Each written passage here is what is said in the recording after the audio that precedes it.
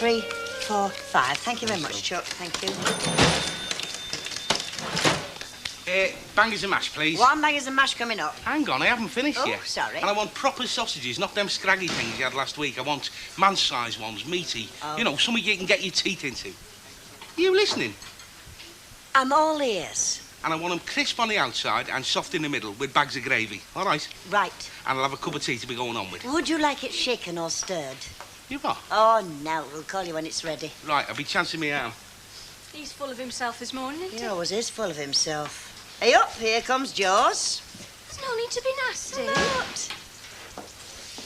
Hiya. Have you asked her yet? Ask me what? You can be daft sometimes. I was going to pick me moment. Yeah, well, whatever it is, the answer's no. Oh, Elsie, it's important. We've to go and see about getting a mortgage. You are not asking for time off again, are you? Well, we've to take statements of Brian's wages and mine down to the office. If we can't convince them about that side of things, we can wave goodbye to the house. Well, it doesn't take 2 of you, does it? Well... Look, I gave you time off yesterday to go and look at houses. You may not have noticed it, but it gets very busy in here at dinner time. Look, I'll go me own. Elsie! No, sorry, Chuck, no. It's okay, I'll go me own. Hey, you know what to say, don't you? Yeah, I'm word perfect. Just leave it to me, all right?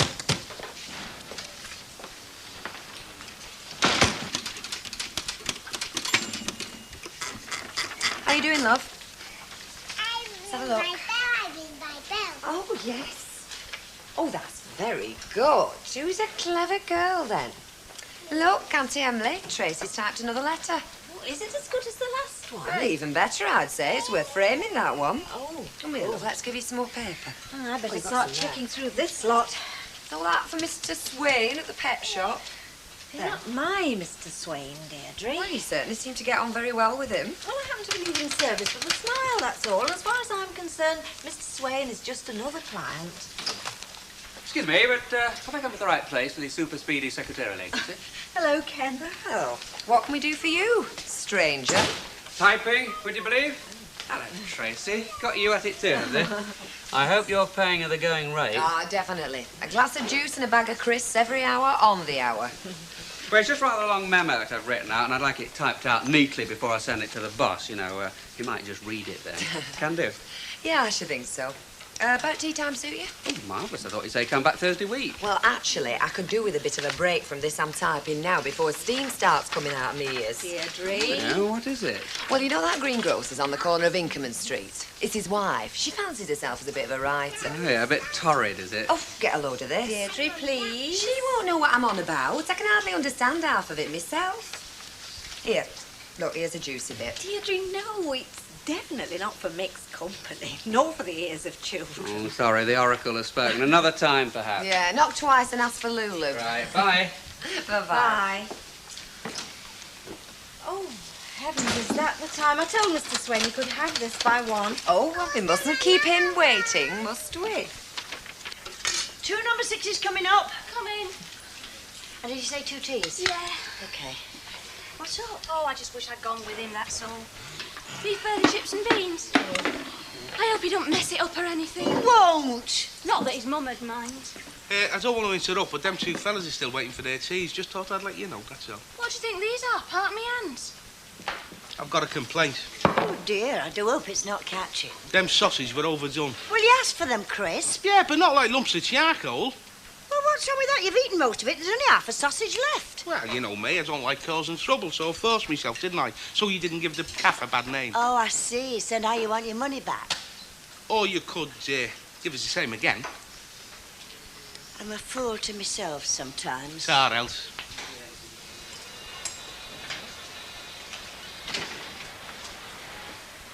Well, was there something else? Yeah, it wasn't just the bangers, you see. The spuds were lumpy and all. Oh, well, I'll tell you what.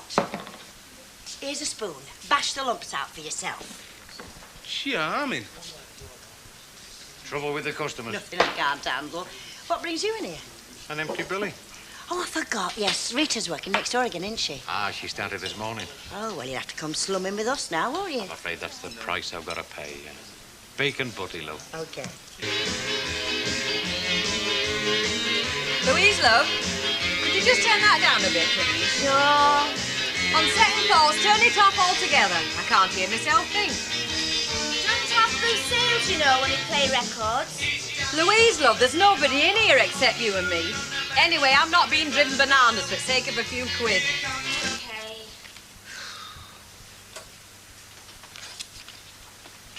I finished sorting the magazines. Good. So, can I go to lunch, please, as it's so quiet? I'm glad you've reminded me. I've just got to nip into town. You will have to hang on a bit. My mum's expecting me home, Mrs. Fairclough.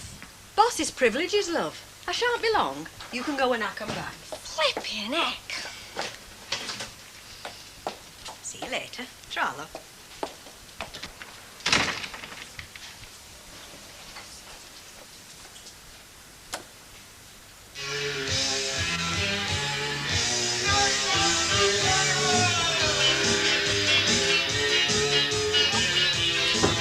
It's a bit noisy, that, Lily. Not you as well. I've only just switched it on after... Where's Rita? Gone into town. I should be on my lunch hour, you know. Well, didn't you tell her? Yeah, she just reminded me who was the boss here. Did she actually say that? No, what she actually said was, it's the boss's privilege, Louise. Well, she's not the boss. I am. I mean, she's only helping out till I get back on my feet again. It's what she said. I think you're mistaken. I only wish I was. Because I don't like the thought of working for her any more than you do. It's just not the same, is it? They'll not get it, you know. Yeah? That mortgage, they'll not get it. Tell you what, though. What? You won't shed any tears if they don't, because I think you're happy with things as they are. You want them to stop here, you do. It's not a crime, is it, to want to keep your family about you? Yeah, but not forever, though, love. Who said out about forever? Look, I just don't see sense in them scraping together every last penny they can lay their hands on to get out. Not to mention lumbering themselves with a mortgage. It sounds more like national debt. I'm sorry, Bert, I just think it's crackers. Yes, love. Ta-ra. Well, don't you? Yeah, well, a lot of youngsters do it, don't they? They have a different attitude these days, love. See you. Well, they're crackers and all. Anyway, they'll not get it, that mortgage. Don't stand a cat in house, chaps. Right, I'm off. Where? Taking When Passion Flames round to Inkerman Street. I don't want to leave it here. It might burn all the tablecloth. Do you know, I shall look at Mr. Stafford through different eyes now. That's if it's him she's getting her ideas off. If it's some other fella, I want his phone number. Go on with you. See you in 10 minutes. Bye. Oh, Hello, Mr. Swain. Go on through. Emily, it's Mr. Swain. Afternoon. Hope I'm not too early. No, it's all ready. Would you like to check? Oh, there's no need. Actually, I've got to get back. A bit of trouble with Amanda. Amanda? Sorry, she's a parrot. Amanda's a parrot. Is she ill or something? No, she's not ill exactly, but she does tend to sulk sometimes. She won't eat, so I have to coax her. It's pathetic, really. I've seen customers cry at the sight of her. Really? Oh, yes. Well, I've checked them myself, actually. Well, I've no doubt it's perfect. Very reasonable, too. We try to be competitive. Check all right? Of course. I've got some more stuff for you there, 1 or 2 letters. Thank you. Oh, my pleasure. Looks like this agency of yours is going to fill a long-felt want as far as I'm concerned. Business brisk? Picking up. Yes. Well, it takes a bit of time to get established. I know. Thank you. I knew your husband, by the way. Oh, did you? Yes. Our paths crossed once or twice, when he was a photographer. It's a hobby of mine, photography. I was sorry when... Yes. Still, life goes on, doesn't it? I know when I lost my wife, I thought that was pretty well the end of everything. But how does the song go? You pick yourself up, dust yourself off. Start all over again? Well, you try to. You get out much, Mrs. Bishop? Not a great deal, no. Nor me. Perhaps we should pool our resources. That's if you'd care to come out with me sometime. Well, that would be very nice, yes, but, well, I'm kept pretty busy these days. What with the agency now and babysitting for Deirdre, you know. Yes, well, think it over anyway. Oh, I will, of course, and thank you, but, Well, I'm afraid it's going to be rather difficult to find the time. Yes, we all say that, don't we? But I reckon we can always find the time to do the things that we really want to do. I'll leave those with you. I'll give you a ring when they're ready, should I? Please. Well, back to Amanda. I hope she's feeling more cheerful. Well, so do I. There's nothing more depressing than a sad parrot.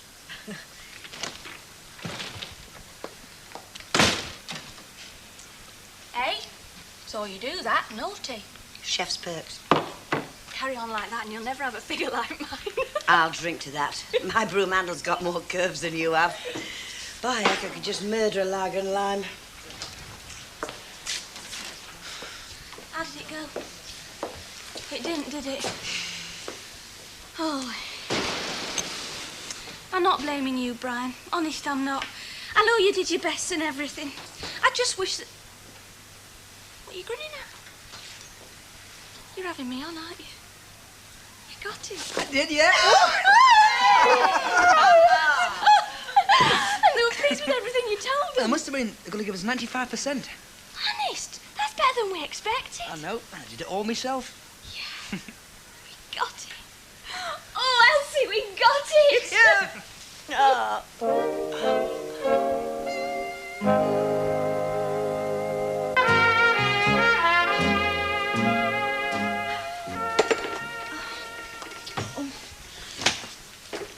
What the heck are you doing out of bed? Well, I felt a bit better. Well, you look like death. Where's Louise? She's gone to lunch. Did you say she could go? Yes, I did. Oh, it's all right then. Rita. Yeah? Did you just address me, or were you trying my name for size? Well, Louise said that you told her you were coming back in your former capacity. Did I say that? I don't remember saying that. No, what I said was... No, that's not right. What I intimated... Hey, that's a big word for me, isn't it? What I intimated was that I was already back as boss. Exactly. Well, that's not what you said. Or rather, what you said Louise said. I mean, you said that she Stop said... it, Sorry. Rita, this is serious. Absolutely. Oh. What's the matter? Well, I shouldn't have shouted like that. My head's still very vulnerable to shouts and noises. Well, I should imagine everybody's head is. I mean, mine wouldn't relish a belt with a meat cleaver. Rita. Yes, baby. Well, I don't think it's fair. I mean, I don't think you can decide just to come back as anything, let alone manageress. I mean, it was you that walked Mavis. out and left... What? I'm bored at all. Well, that's your lookout. Can you honestly find it in your heart to object to me coming back? Part-time, if you like. I mean, I'm not that bored I'm going to flog myself to death again. I'll just come back and help you and Louise when you're busy. And in times of crisis, offer advice. If it were needed, you know. Well, why did you tell Louise that you were coming back then as boss? Intimated. Oh, intimated then. Well, I had to assume some sort of authority over her. I mean, you know what kids today are like, aren't you? Give them an inch. She's a very nice girl, Louise. Yeah, I'm sure she is. Well, what do you say? I mean, it'd take some of the load off you, wouldn't it? Having me back. Eh? Well, yes, I suppose it would. We could work it between us. Let Louise take the strain. She's young and healthy. What do you say? Oh, all right. Cheers. Cheers, Elsie. Here, take it out of that, Fred. You got any less, pal? Sorry. Well, they say the country's on the rocks, but there's enough flipping tenors about, isn't there? Yeah, but the question that I always ask myself about UFOs, Mrs. Walker, is this. Where do they come from? Well, yes, that too, because, of course, their presence here does presuppose their existence somewhere in the universe, not just of life, but of a life form appreciably farther advanced than our own. Oh, yes, quite so, yes. But, no, the question that I always ask myself is this. What are they doing here? I mean, what's so special about this planet that they should come here, of all places? Absolutely. I mean, look around, Mrs. Walker, just look around. Now, be honest. I mean, is there anything here that you would travel millions of miles to see? Yeah, I could see her coming a mile off. She was crawling up the wall in our house. Why, you're not bothered then? I just want to make her happy, don't I? Hello. Oh, excuse me a minute. I just want to go and spread some good news. Very nice, too. Well, I came back for you, didn't I? What you having? Have a short. It might book you up. No, thanks, love. What about the good news then? What good news? About the newlyweds getting a mortgage. Oh, is that right? It's the first we've heard of it, you see. Ah, well, we only found out this dinner time. You know, I feel as if I've come up on the pools. I don't know how they must feel. Well, I just thought I'd let you know, that's all. I think she enjoyed telling us that. Rubbish. She was doing us a favour in her way. Right, I'll get you a drink. Some favour. Do you think he wants this typing? What is it? Well, I suppose you could call it a poem. It's written on the back of a bill. I'll read it to you. And don't worry, it's fit for anybody's ears. Listen to this. It's called Sal. Brown eyes full of love, devotion in her face, waiting there to welcome me as I come through the gate. 13 years we've been together, my little Sal and me. Walked the fields through wind and weather, swum in the summer sea. Deirdre, I'm not sure we should... What? Well, it sounds rather private. There's only one more verse, listen. A truer companion I couldn't have asked for, nor a better pal. Only a dog? No, don't you believe it. She's much more than that, my Sal. Had you going for a minute there, didn't you? You thought Arnold was writing about a woman. Let me see. You wouldn't think he'd write soppy stuff like that, would you? I think it's rather touching. What, that? Yes, it tugs at your heartstrings somehow. Ugh. I sometimes think your generation hasn't a romantic bone in its body. And how many have you got? That's my business. Almost to the point, how many has Arnold got? As a matter of fact, he's asked me out. He's never. Ah, what timing? I'm just starting to break. I can't stop long, love. I'm road testing the car. You sit down, though, can't you? Yeah, maybe for 2 minutes. I'm useless in here today. I can't keep my mind on the job. Keep giving everybody the wrong orders. I know it's silly, but furnishing the house already in your mind. Gail, You can get such smashing things these days, can't you? listen. What? How much have we got saved up? £458.30p. Well, look, I've been having a chat with the foreman today, because Willie's just bought a house, so I said, will you work it out what you think it's going to cost us? Yeah. Well, it shook me rigid when he told me. How much? Well, it's 5% down deposit. That's 900 quid. Then there's the legal fees, and that's no chicken feed. And then there's all the How things... much altogether? Well, I reckon we'll need another 500. 500? Right, I'm off now. See you tomorrow. Ta-ra. Ta-ra. Bye. It's only 4:30. Who is it? And she's coming back again tomorrow. Yes, it seems so. Did you have a word with her? Yes, I did. And was I right? But not exactly, no. She's not coming back permanently. Well, yes. I was right then.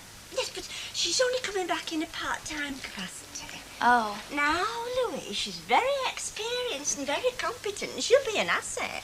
I don't think you really believe that. Well, of course I do. Another thing I don't think this place is big enough for 3 of us. Louise, is that any concern of yours? I mean, of Rita and Mr. Fairclough. It is, you know, especially if 2 out of the 3 are bosses.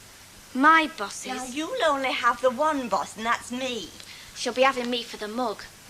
Like, who's going to do the early turn tomorrow? Oh, well, I can't do it. I mean, the doctor said I had to take things very quietly for a while. Look, I'd do the early turn for you as many times as you like as a favour. But I'm not doing it as a favour for her. Well, it wouldn't be for long, Louise. It was great, just you and me. I didn't feel like a kid.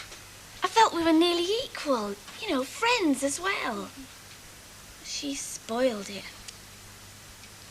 I'm jacking it in. I'm not being a mug for anybody, especially not for her, even if you are. Don't be silly, Louise. I mean it. I'm not.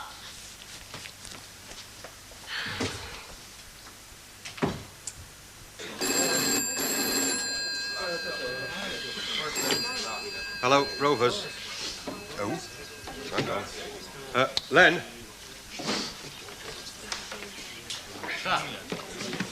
Who is it? Mavis Riley. Hey, I don't make a habit of it. It's a pub, this, you know, not an office. Oh, thank you. Hello, Mavis. What's up? So you're going to enjoy the best of both worlds, are you? You'll miss your freedom, you know. All that shopping when you want and, you know, all them saunas. Just because I'm going back to shop doesn't mean that everything's going to fly out at window, you know. I mean, there's two of them don't look after you. Like I said, you're going to enjoy the best of both worlds. Wouldn't you, if you could? What the hell have you been doing at the shop? Doing? What do you mean, doing? It's little Louise, she just walked out. Walked out? She's gone, she's quit. Well, what for? Well, that's what I'm asking you. Maybe says it's something to do with you. Well, I've hardly spoke to her today. She says something about not being taken for a mug. Oh, the stupid little madam. Look, the thing we've got to think about is tomorrow morning, the papers, you've got to do it. I will, Alice, like. Well, I'm not doing them, no way. It's your flaming shop. It's you that wanted to go back there in the first place. Is this a private row or can anybody join? 500 quid? About that, yeah. Well, when do you have to have it by? No. Now? Hell's bells, Brian. Dad, we'll pay it back when we get some more money together. Well, it's not that. Well, we just haven't got it, have we, love? No. Well, what we have got, well, it's spoken for. You know what I mean? Honest, son. We'd like to help It's you, like. all right. We understand. We just thought you might be able to help, that's all. I wish we could, love. What you do then? Try somewhere else. Where? I don't know. We don't want to get into any debt, Brian. We've got no choice, have we? It's either that or jack it in. Come on, let's go.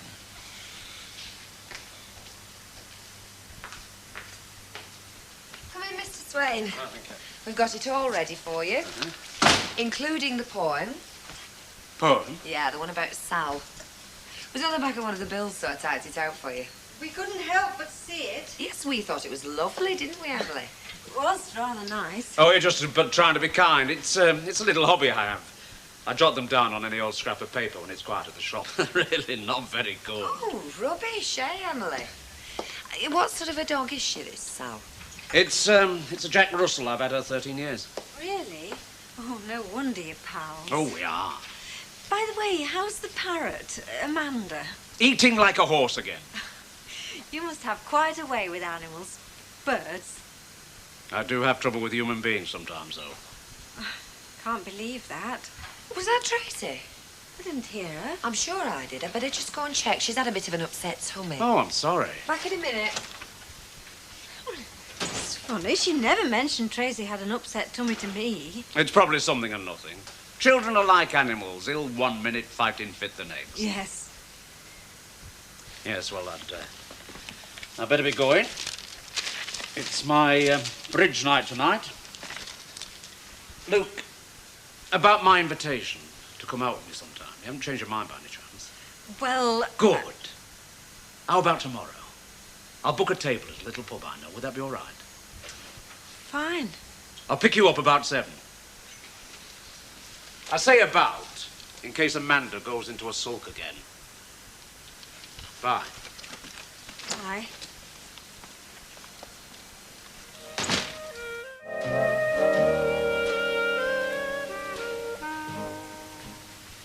Bye.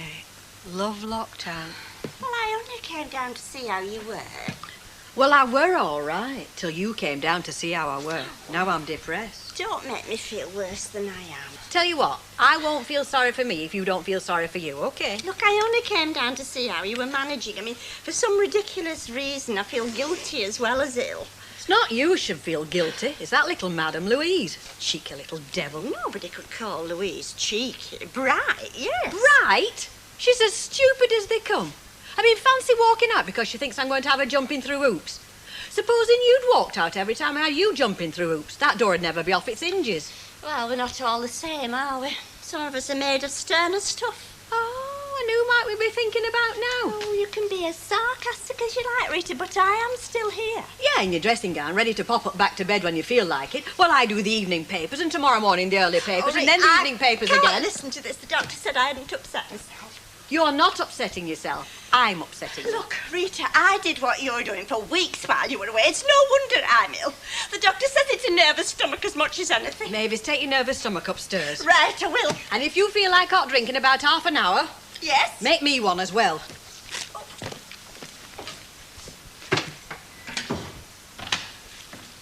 Morning. Take what you want, put your money down and get out. I actually wanted service. Try St Mary's Church. What are you wearing tonight? I've no idea. Well, you better give it some thought. There's only one thing to remember, though, with Arnold being an animal lover, no mink coats. No, seriously, though, Emily, show a bit of enthusiasm.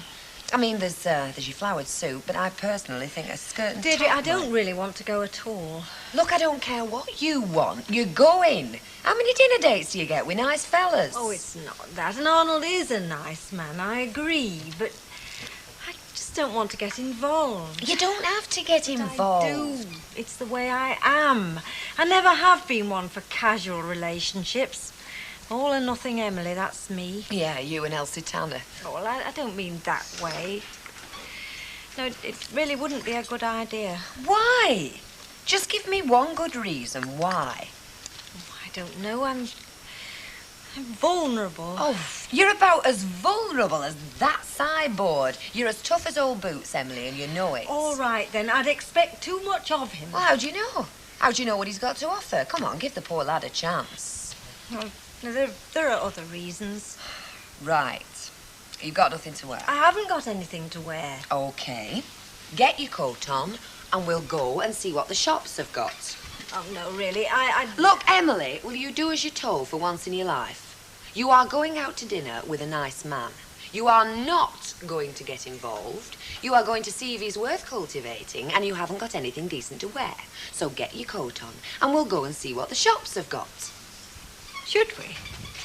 Get your coat on.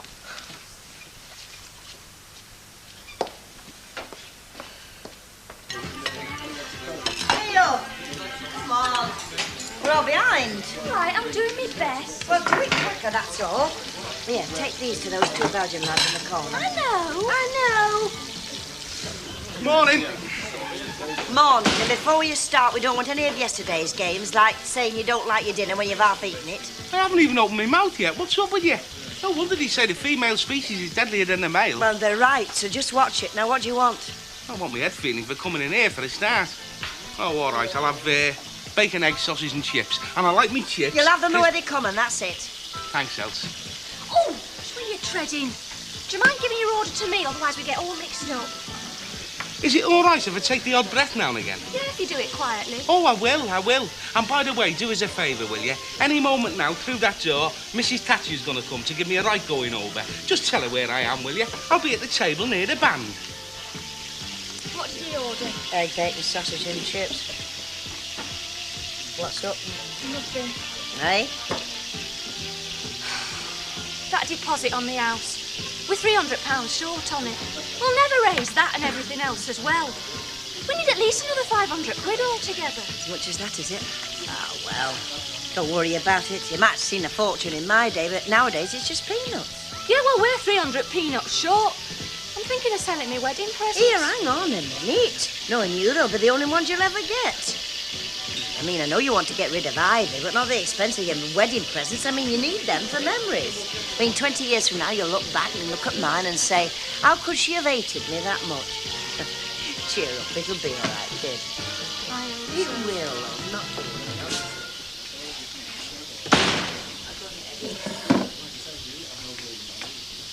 Don't tell me you're doing a survey on the downtrodden masses. Oh, I don't have to leave home for that.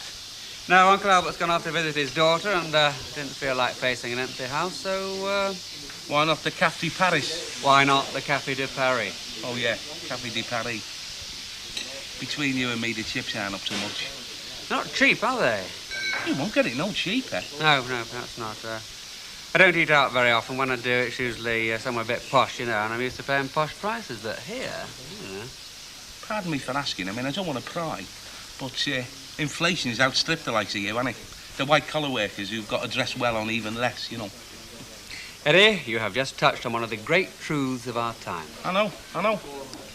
There was this screw at Walton, and this is a couple of years ago, and he told me what wages he was on. Do you know, I was better off when I was doing 18 months. Yeah, it's an unfair world, Eddie. And the sincere efforts of well-meaning men have done little to improve it. Do you know, that could have been me, too.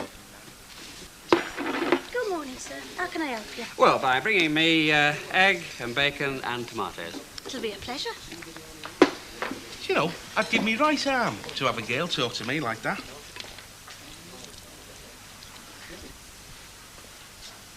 Found one you like, Mrs. Walker?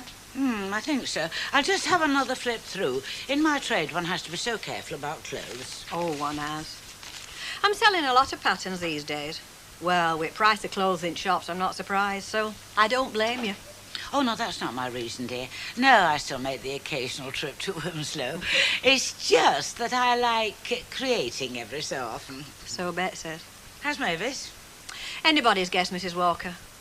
I haven't been up for a couple of hours. She could be dead up there. Oh, really? No. On second thought, she won't be dead. She's far too considerate. She'd let me know before she did out like that. I think I will have this one. Oh, dear. Now, this is a size 12. You need a 14, don't you? No, dear. 12's fine. Are you sure? Well, if I'm not sure, who is? Bye, Mrs. Walker.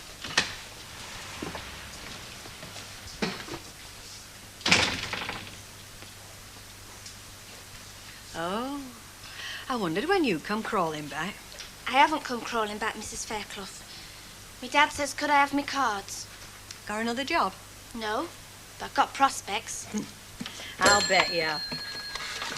You know, if you stop being silly, you could come back here. My dad says I'm not to, and anyway, I don't think I was being silly. Me mum, me dad. Who worked here? You, your mum, or your dad? Your mum couldn't wait for your wage packet, and your dad says you can't work here. Have you no say in this matter? Listen, Louise, how does another £1 a week sound to you? Oh, here, take 'em. Go and play in traffic. Yeah, well, I mean, it wasn't exactly high cuisine, but it was very satisfying. I've been in once, just to look round. My feeling was that it had slipped rather badly in the social scale. Well, yes, I mean, it wasn't your buttered scones and fresh cream gatto anymore. That was in Everest Day, wasn't it? I suppose Mrs. Tanner is more a member of the frying pan fraternity. Has Gail been in, Mrs. Walker? Not that I know of, dear. She'll be at work, surely. Oh, she said she's going to nip in. Well, can I have a half, please? A half pint of coffee. Do you know, my heart bleeds for you young people trying to buy your first house. I know, it's not easy. I mean, we can get the mortgage okay, it's just we're a bit short on the deposit. I know. It doesn't finish there, does it? You're committed to such heavy repayments year after year after year. No more holidays, no more expensive nights out, no more... Yeah, well, I'm sure they have thought about that, Mrs. Walker. Oh, I'm sure they have. And, of course, it doesn't go on forever, however it may seem to the people concerned. Here's your wine. Oh, yeah. Oh, yeah. I've only got a quarter of an hour. Can I have an orange juice, please, Mrs. Walker? And an orange juice. Yep. Have you had any bright ideas? You mean short of robbing a bank? Brian tells me you're having trouble raising the deposit. For the moment, yeah. All the money in the world, according to the papers. £5 to 5,000 without security. Mind you, it's just as well in your case. You haven't got any, have you? Well, don't look at me like that, lad. I'm only being realistic. I mean, well, you can't be hotels, can you? You're not being realistic. We're recommending money lenders. I mean, they would be in trouble if they went there. Oh, I'm sure Fred isn't serious. Well, who goes to them anyway? Somebody must go to them, otherwise they wouldn't advertise. Oh, well, I'm sure somebody does go to them, but not people like Brian and Gail. I mean, not at those rates of interest. Do you think they'd take a smaller deposit? How would they, yeah? I mean, it's 5% as it is, isn't it? I suppose I could have a word with the boss at work, see if they'll give me an advance. No, I don't want to go into any more debt than we have to. Well, think of something. Hey, look, we bought these drinks. We can't afford not to enjoy them. What? Love you. I love you too.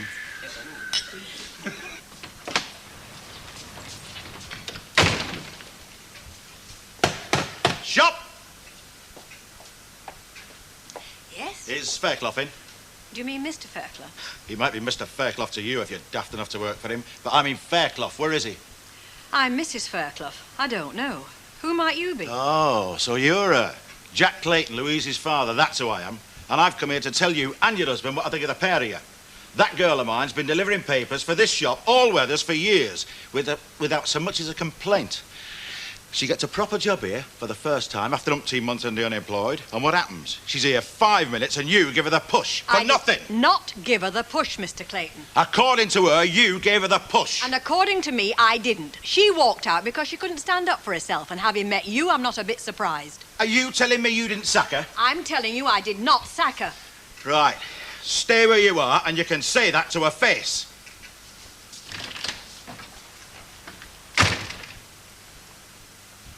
What were all that about?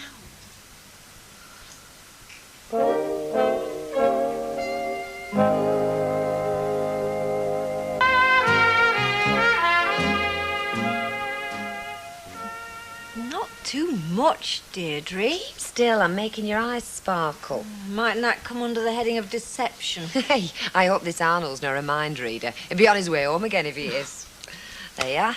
You're done. Well, a little praise wouldn't go amiss. Thank you. It's very nice. Oh, don't strain yourself. He's early. He's eager.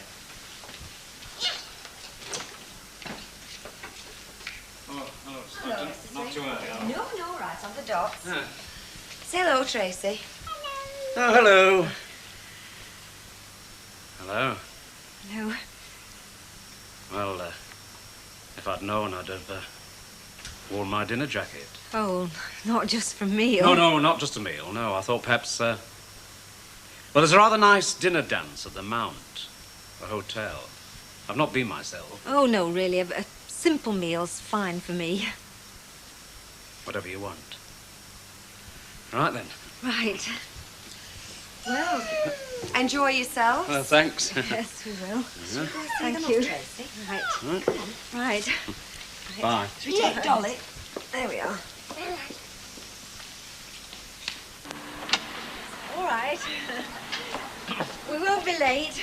Thank you.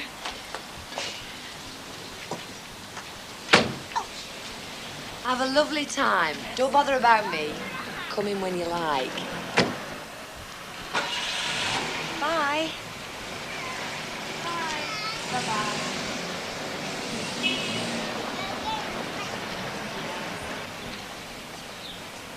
Is that the new boyfriend? Yeah, with a bit of luck. With a lot of luck, actually. Not a bad car. I'll tell you what, if I had a car like that, I'd ask you out. I'll tell you what, Eddie, if you had a car like that, I'd come. Would you? Honest? I'd seriously consider it. Right, I'll take that as a challenge. I'll remember when the time comes. Hey, shall I go and get ready? Oh, no, give it a day or two, eh? Say goodbye to Uncle Eddie. Give us a kiss, princess. Do you know, that's the first woman today that hasn't had a go at me.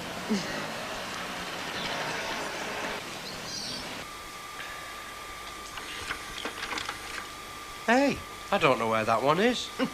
Still, it must be round Benidorm way, eh? Oh, it's lovely, Bert. Hey, just you can tell the sun's shining. Just look at them shadows. Yeah, Well, go on, I've seen that one. right. Hey, that's it, love. That's it. That's the one from the apartment. Do you remember the one we're going to? Ron took this from the window of their bedroom. Mind you, love, I'm not saying we're going to get the exact same one, you know. Oh, we might get her out and back, love. So we get a good view of the mountains we can't miss. Oh, it's lovely, isn't it? Yeah. Hey, what are you doing? You necking? No, we're not necking. We're looking at slides. At least we were till you arrived. Hold me a minute. Right. What are you doing? Oh, I'm selling it. Jimmy Lawton's interested, so I'll come back for the speakers if he wants it. Oh, not your record player, Brian. Well, someone's got to go, Mum. So we'll never raise that deposit, will we? Hey, turn the light off, will you, son? What with me nose? Oh, well, hang on. Here. Thanks, Dad. See ya. Ta-ra. Well, love, what do you think? Hey, Chuck, what's up? Thinking about them kids, aren't I? Right, I'm off now. See you in the morning. Look after yourself. And if you have to come down, leave your nervous stomach in bed. I'm sorry, I'm just going home. Stay where you are. This won't take a minute. Now, just say to her face what you told me about her sacking you. Dad, I never said she sacked me. And I never said I sacked her either. Well, I'm saying it. I'm saying it. Mavis, just get down here. Now listen, you. Don't you talk to You me lay like one that. finger on me and I'll have the police on you. Mavis! I wouldn't soil my hands on you after what you've done to that girl. She sweated blood for you on that paper round, and she worked hard while she was here. Now listen, you. Mavis, tell him. Did I sack her? Did I? No, she... Don't you try and kid me. There's more ways to sacking folk than giving them the cards. There's provocation for a Get start, and that's what you did. You provoked her I did that not much provoke her. that she had no option but to walk out. That's right, isn't it? Tell him that's right. Dad, don't.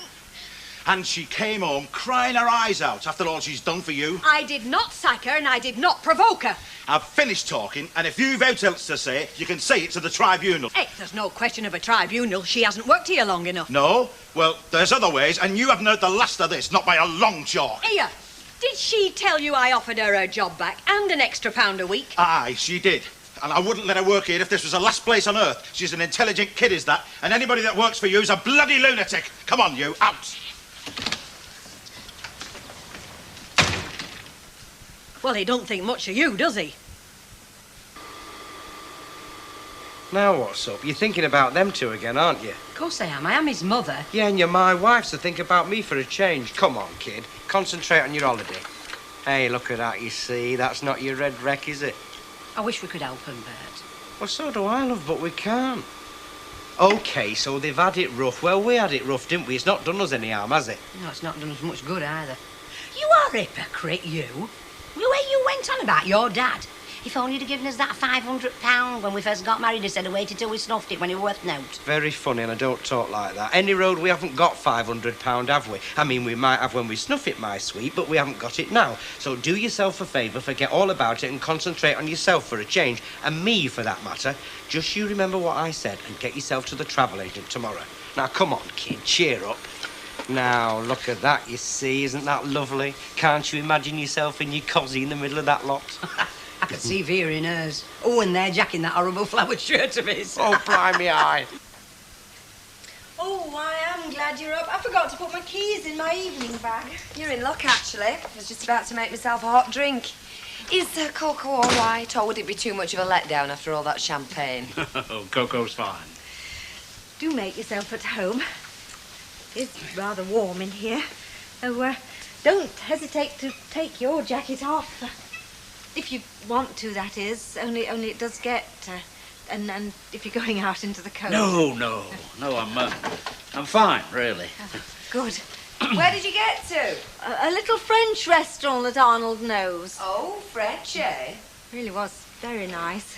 And the food was excellent. You soon know. I'm afraid Arnold is a fast driver. Oh, one of those, eh? No, not really. It's just that I'm fond of driving. I should take your coat off if I were you. It gets very hot in here.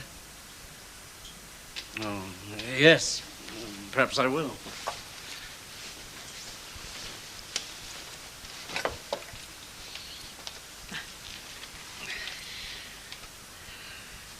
It is then. OK. I was thrilled to see him. Did you see him? No, all I got was Eddie Yates's description. Not of the fella, mind you, of the car. Oh, he seemed very impressed. Well done, Emily. We'll just keep our fingers crossed. Fred, you can lock the door. I'm going to ask Mrs. Tanders to share a glass of brandy with me. Oh, very nice, thank you. Well, we don't often indulge ourselves doing it. It's the landlady's privilege. Oh, Mrs. Walker, there's a match on the telly in the lounge. You're late for me to have a look at it, or did you want to... Quite all right, Fred. Now, pour us both a generous glass of brandy, if you don't mind, and then you can go and watch the match. Oh, smash it. Let's sit Here, right.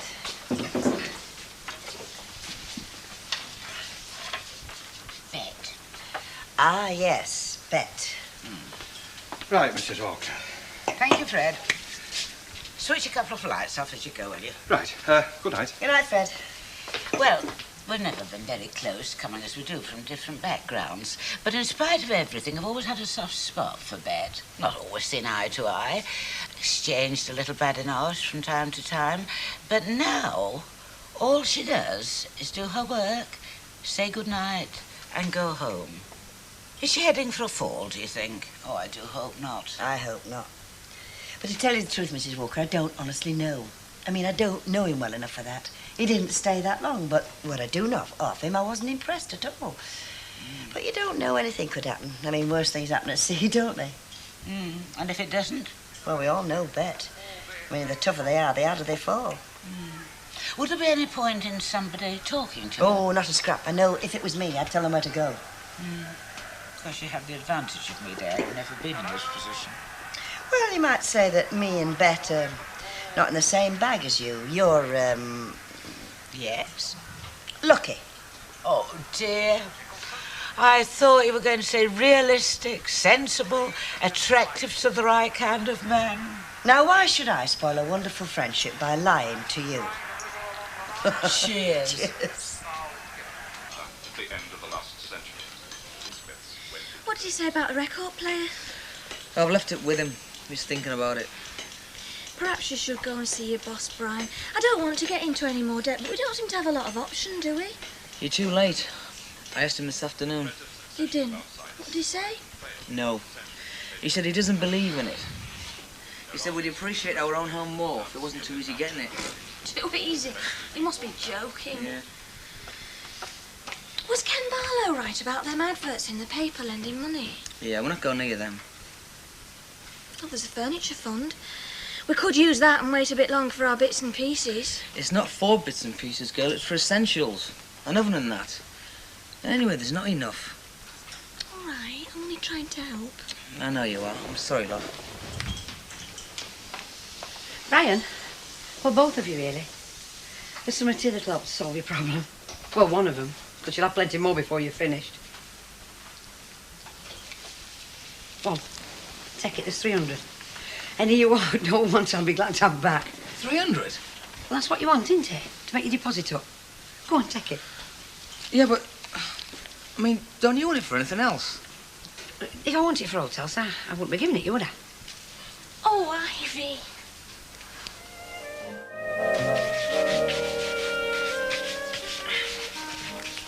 Hey, what have I told you about cleaning your shoes on them chairs? Won't be long, Mum. I said we'd do them on my own.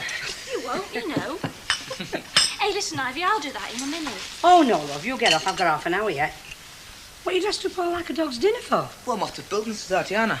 Rule number 1 is that always look well off when you go to borrow money. It's not going to take all day, is it? I'm taking my overalls with me. I should think, yeah, they don't want you crawling under no cars with that suit on. Oh, Ivy. What's that for? You know very well what it's for. Of course she does. You're just plain hard to get. Come here. Brian, do you want this lot on the floor? Hey, Mum.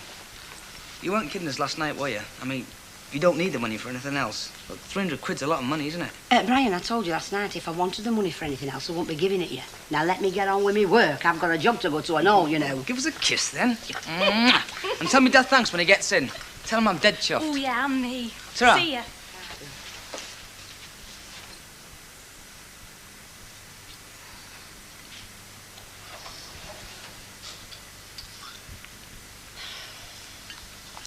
Oh, I wish we lived nearer our Trevor. Hey? I say I wish we lived nearer to Chesterfield. What for? Oh, if you don't understand that, Stanley, you don't understand nothing.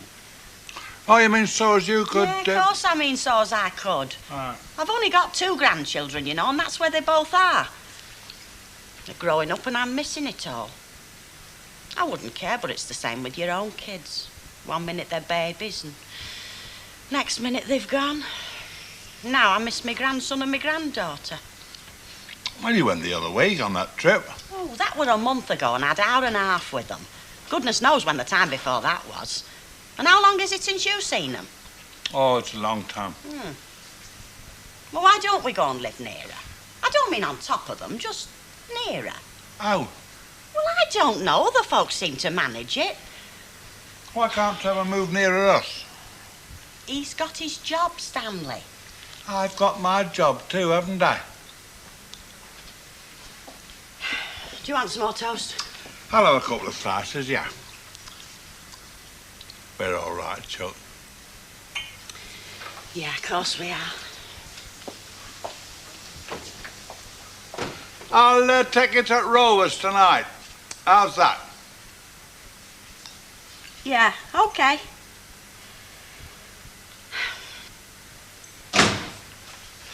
Hello, love. Bye, Ecky, it's nippy out there. Sit down and I'll get you your breakfast. Hey? Middle of May and still a nip in the air. You wouldn't believe it, would you? Ah, well. Roll on July, eh, kid? Hey, Gail was just telling me Emily Bishop's got a new gentleman friend. She went out with him last night. Ah, good for her. I wouldn't have thought she'd have bothered, you know, on her after way Ernie went. Oh, I don't know, though. I mean, they're funny osseties women, aren't they? Hey, love, when you're going to a travel agent, don't suppose you can go at lunchtime, could you? Unless you get Mike Baldwin to give you half an hour off. I reckon he owes you that much, doesn't he? Bert. Just a minute. I know that look. You've not, have you? You have. You've given him that holiday money, haven't you? All of it? Huh? All 300 quid? I lent it to him, Bert. I had to. What do you mean you had to?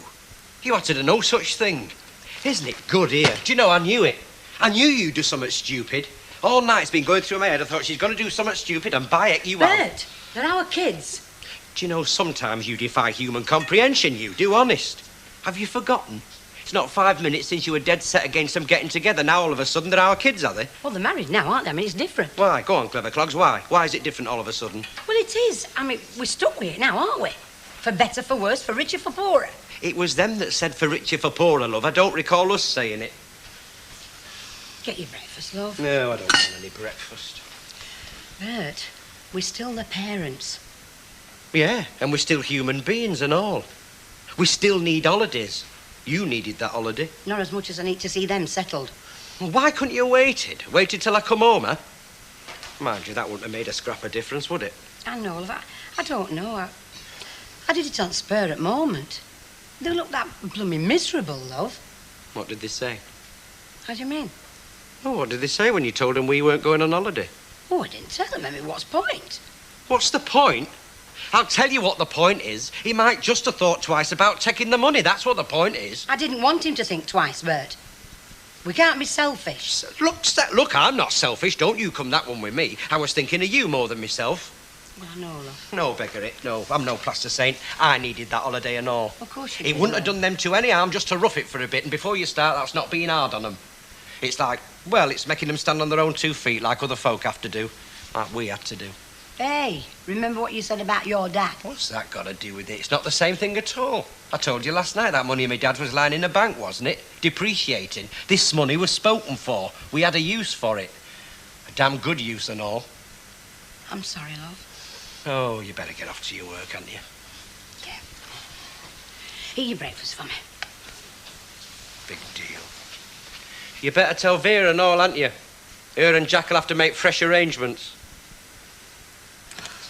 It's not till July. Oh, I thought it were earlier than that. No, July. Today it's true they're not all that struck on going with them. Last time we went on holiday with them, we were like cat and dog. I mean, I'm easy going, but you know her. I know you and all.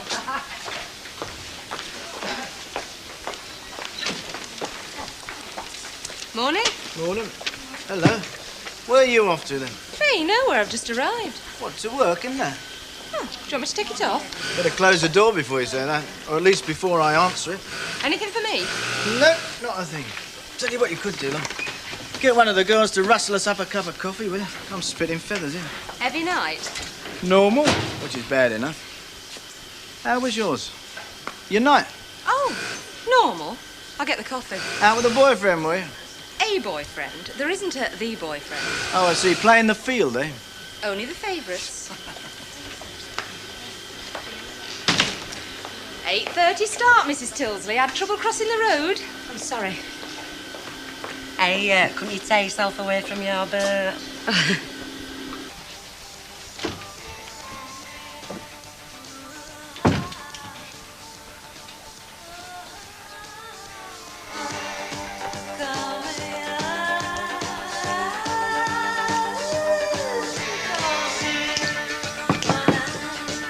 Come in. Am I disturbing you? Nothing disturbs me, love, except being ignored. Come on in, cock. I was just wondering if you got last night's news. Oh, hang on. I got one last night from the Rovers. There it is on bed. Watch out it doesn't bite you. Thanks. Can I... Yeah, take it with you. Are you still after a job, love? Yeah, I've got an interview this afternoon on Bolton Road. Oh, great. I hope you get it. It's only a sales assistant. I was after my own shop, actually, as manager, like. If I say it myself, I know gents outfitting inside out. I was senior assistant at Marshall's when it closed, you know. Yeah, hard luck, that. Still, you can't stand in the way of motorways, can you? Only if you want running over. Hang on. I know I wanted the outside world for summer. What time is it? It's just gone 10. Oh, we're early. Do you fancy a cuppa? Oh, it's not too much trouble. Sit yourself down. Is Down. Here's your way, love. That's a great job. Lorry driving. I wish I had a job like that. I don't know, serving in a shop, it's... Don't you knock yourself. We can't do without you. Think of Dan driving that wagon with no shoes and socks on. Not to mention his trousers. Anyway, We'll sort that out now. Thirsty work being a boss. Oh, ain't it just? Grumbling? Who's grumbling? Now ask yourself, Charlie, do I ever grumble? All I'm saying is the next time you're in the area, pop in and have a word with him. I mean, I'm not saying anything, you're employing him, not me. But to see him, now hang on, to see him work, anyone would think he was decorating the Albert Hall, not a poky little office. Him and Michelangelo. Yeah, okay, mate. See ya. You don't have people talking, that's your fourth this morning. So who's counting? I am. Every time a cup of coffee comes in the office, I come with it. Go on, you know you love it. I think she's after him. Oh, well, get in there and get him off her.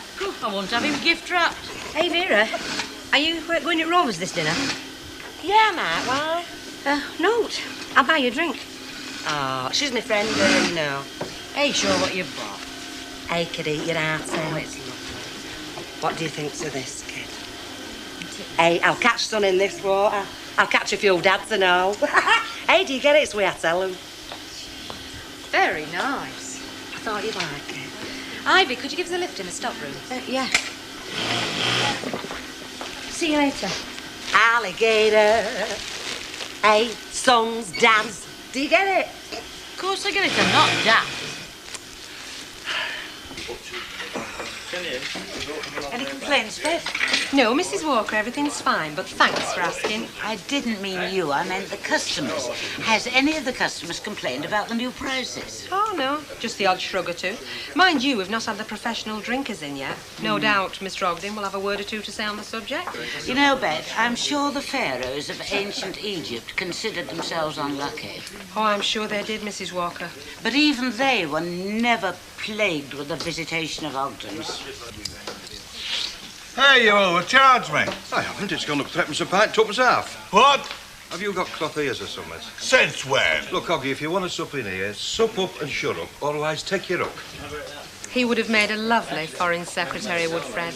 He's adopting exactly the right attitude. Not right, is it, Stan? Not right, it's diabolical. It's over the damn sight cheap at Labour Club before this. It'll be half the price now, and that's when I'm going. You know your way, do you, Stan? Yeah. Ta-da. Hey, where's Vera? Is she going across? She said she might see you over there. She's gone holiday shopping. Oh, heck. What's the matter? There is something to matter, isn't there? We're not going away with me and Bert. I've lent our Brian my holiday money for deposit. But I thought you were sharing, four of you. We were. Oh, if you don't go. Oh, don't make it any worse, Ida. Oh, shall I nip down to Holy Name and light your candle?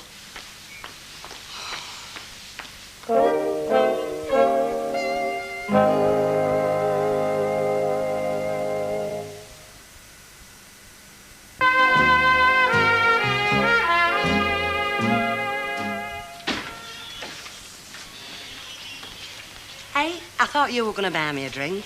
Oh, what? Have you seen Ida? Yeah, she said you wanted a word or something. Yeah. Vera, me and Bert, so we're not going on that holiday with you. Hey, there's no wrong, is there? It's not your health, though, is there? Oh, no, love, no, it's not like that. It's, I've lent our Brian my holiday money, you know, for deposit on his house. You are? I've lent our Brian my holiday money, you know, for his deposit, so me and Bert won't be going. You're having us on, aren't you? Yeah, you're having us on. No, I'm not having you on, Vera. Do you mean you're leaving me in our jacket, lurch? You know, after we've paid his deposit on that apartment? I mean, that apartment for four, you know, we can't afford the whole thing. Well, somebody else will go with you, Vera.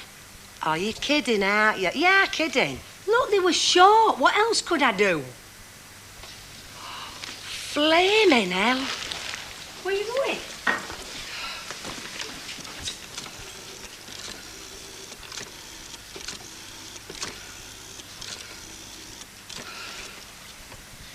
Hello? Could I speak to Mr. Duckworth, please? Jack, is that you? Listen, have you been to travel agents with resident money yet? Well, don't. Never mind why. I'll tell you tonight. You're not going to believe this over the phone. Vera, I'm sorry, but look, just get out my way. What's going on? What you doing in here? I'm being made a flaming mug of. That's what I'm doing in here. A flaming mug!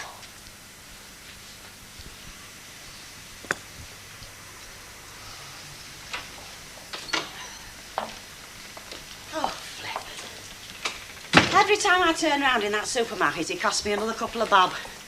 I'll swear there was a girl following me around putting prices up. Good job she wasn't in front of you. Don't be funny, it doesn't suit you. How they expect us to manage, I'm blowed if I know. We're both in the same boat, love. Oh, well, you better get out, it'll sink. Is that my housekeeping? Yeah. Oh, well, could be worse, I suppose. I mean, I could have no fella at all. On the other hand, seeing as I've got one that brings in 30 quid a week and eats 50 quid's worth, what are you playing at? Well, 30 bob short. Like I said, we're both in the same boat, you know. You see, they put the beer up at the Rose, threepence a pint. That's 8 pints, 24p. That's 30 bob a week.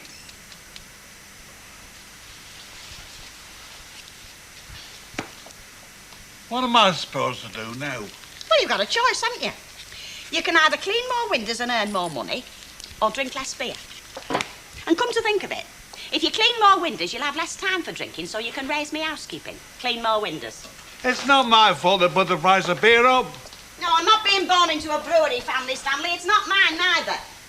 Look, if you want to take it out on somebody, take it out on Annie Walker. Now shift yourself and get some work done.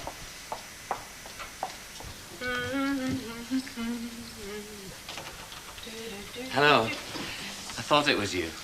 Oh, hello, Chuck. How'd you get on? I didn't get it. Oh, well, there's always a next time. Come on in, have a drink and drown your sorrows. Well, I was going to invite you in my place. I've just brewed up. I wasn't thinking of something brewed, love. More distilled. At this time? Hey, Chuck, has nobody ever told you? It's much more fun being wicked at 3:30 in the afternoon. Oh, well. In that case. Come on, love. Take the weight off your feet. Whiskey all right for you? A very small one. That's all you're getting. Got to save some for my fella. It must be very tiring being a lorry driver. I think I've changed my mind about wanting to be one. I don't think it's for you, Chuck. So, you miss him, don't you? Well, you're supposed to, aren't you? Mind you, I'd rather not. I'd rather he was here all the time. Still, it's nice having a good neighbour to chat to, even if he does drink me whiskey. Cheers. Cheers. Anytime. Across the crowded room. Hello, love. Hello, love. Have you had a sleep? Oh, I've just got up, haven't I? I didn't get much sleep, though, did I? Why not? Well, I've got things on my mind, haven't I? Hey, did you tell Vera what? Yeah. How does she take it? Well, she's not exactly chuffed. No, I'll bet she's not. Hey, love, I've been thinking. I mean, Jack hadn't paid his full whack, had he? I mean, he hadn't paid the full 300 quid. No, she phoned and stopped him. Oh, thank goodness for that, because that would have put the top hat on it, that would. And she's still going on about deposits, though. Hey, will we get his deposits back? Well, I don't see why not, love. I'll tell you what, I'll call in there tomorrow. Will you tell him what happened? Are you joking? I'm hardly likely to admit I've got a daft wife, am I? Wish you could see your face. Look, stop mithering. I'll think of something. You'll get your money back. Hey, I tell you what, I've got some tongue for your sandwiches. Tongue? Oh, good. I love tongue. Aye. Well, so are you? Oh, it's hard work spending money. Oh, what money have you been spending? We paid the deposit on the house. Oh, yeah. The mortgage is settled, so we're home and dry. Hey, Brian, shouldn't you shop around a little bit more than you have, love? I mean, all building societies don't charge same, do they? Let's leave it to them who knows, eh, Mum? Hey, you don't know everything, you know, clever clogs. Look, I never said I did, Dad. All I'm saying is it's our money, and it's gonna be our house, so, let's go on with it, eh? Let him get on with it, Bert. Right, well, are we having us tea then, or what? Yeah, of course we are. God blimey, a till of the un. Oh, no, and oh, no, before you start, we don't serve half gills. Can I have a price list, please? Oh, what? You've got cloth ears. Can I have a price list? Well, no, you can't. We don't have any. There I see. No price list. You can't see how it's being chipped, can you? What on earth is going on? It's Oggy here, Mrs. Walker. He wants a price list. We do not distribute price lists to all and sundry. We are required by law to place one in a prominent position, and there it is. Now, Mr. Ogden, do you want a drink, or have you something called in to make trouble? I'll have half a bitter, which is 11pence dearer here than it is at the Labour Club. Mr. Ogden, take that thing down at once. Do you want to know how much extra you're paying for your room, Albert? I said, Mr. Ogden, take that thing down. I'll take it down when you're telling me why you're charging those prices to these customers who've been coming here for donkey's years. Loyal? Mr. Ogden, I do not propose to enter into an economic argument with you or anybody else. Now, if you don't wish to drink here, you're at liberty to go elsewhere. May I suggest that you take that thing down and go to your Labour Club? I'll take it down when I'm good and ready. No, you'll go when I'm good and ready, which is now. Eh? You're barred, Mr. Ogden. Now, I'm sure you don't want me to explain the phrase to you. You must have heard it before. Fred, bet Mr. Ogden is no longer welcome on these premises. Never have been, have you, Oggy? No, don't make it worse. Just escort him off the premises. Right, Oggy, come on. I'm let's have you, entitled to free speech. And I am entitled not to listen to you. Let's have you, Oggy, come on. Here's your Oh, comic. get lost. Take it with you. Do carry on drinking, ladies and gentlemen. I'm sorry that had to happen. Just a sec. Why are your prices so much dearer than Labour Club? Well, at least, Mr. Tatlock, you have given me the opportunity to answer. Now, public houses and clubs are entirely different institutions. For instance, we don't insist on a membership fee or an annual subscription. Your ears are not assailed by the money-making clatter of fruit machines. And you are not afraid of catching your death of cold on your way home from your place of refreshment. Well, I know, but live next door. Precisely, Mr. Tatlock, precisely. And there's another thing. A public house is a microcosm of society. All classes of opinion can be expressed here, but not in clubs. Clubs are largely sectarian. They cater for people of the same beliefs. And who wants that? I'm sure you don't, Mr. Tatlock. Now, can you imagine anything worse than having to spend all your leisure time in the company of someone exactly like yourself? You've got to hand it to her. She puts a fair argument. Ah, that's what I like to see. Unpaid overtime. You're not getting much more? Yeah, that little set-to between Ivy and Vera. Did you find out what it was all about? I didn't. Not a word out of either of them. And not to each other either. They're still not speaking. Well, that's a mixed blessing, isn't it?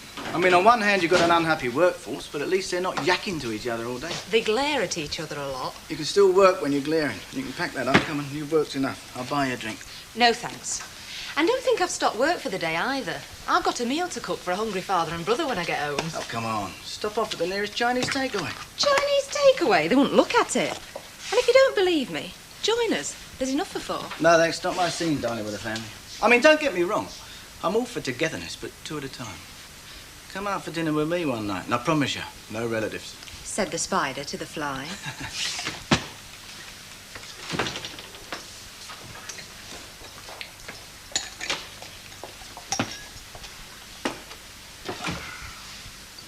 What's that?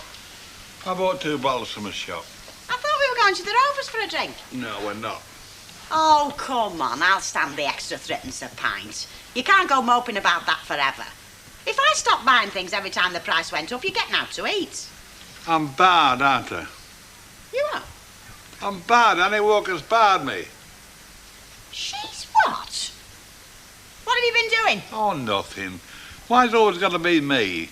Just compare the Labour Club's prices with hers. That's all. It shook me out. Right. Hey, don't make it worse. Look, do you realise what this means? It means us Ogdens haven't even got free speech in our own street. That's what I said to her, and she laughed at me. Well, by heck, she's not laughing at me. Now get that ale poured out and get your grey matter working. Next war's just started. Go on, tell me again. I wanted breakfast. I've told you again. I said she was overcharging, that's all. Yeah, I know what you are with your big gob once you get going. If I'd known you wanted a word-for-word account, I'd have taken a tape recorder with me, wouldn't I? Yeah, well, that might have come in handy for evidence. What for? When we sue Annie Walker for defamation of character. Give up, we're not. No. I'd like to, though. That's the only reason she picks on us, you know, because we're the flipping underdogs. I mean, there's plenty go in that pub and behave far worse than you do. That Frank Yarwood, for one. I mean, his language would make a docker blush, especially when City's lost. Oh, but she'd never bar him. Oh, no. He's got 2 butcher's shops. No, I made comment because he put the prices up. I mean, if I'd put my prices up, there'd be comment, wouldn't there? Well, of course there would, Chuck. Hey, that's not a bad idea. If the rest of the country's in the grip of galloping inflation, there's no reason for us Ogdens to be left out. No, they wouldn't wear it. Well, Annie Walker's customers have, haven't they? And anybody who dares object, out. Right. Time somebody stood up to these little flaming hittlers. What are you going to do? I'm going to tell her what I think of her and her strong-arm methods. Good for you. Tell her you got free speech. Only, Only what? well, be tactful how you do it, like, you know.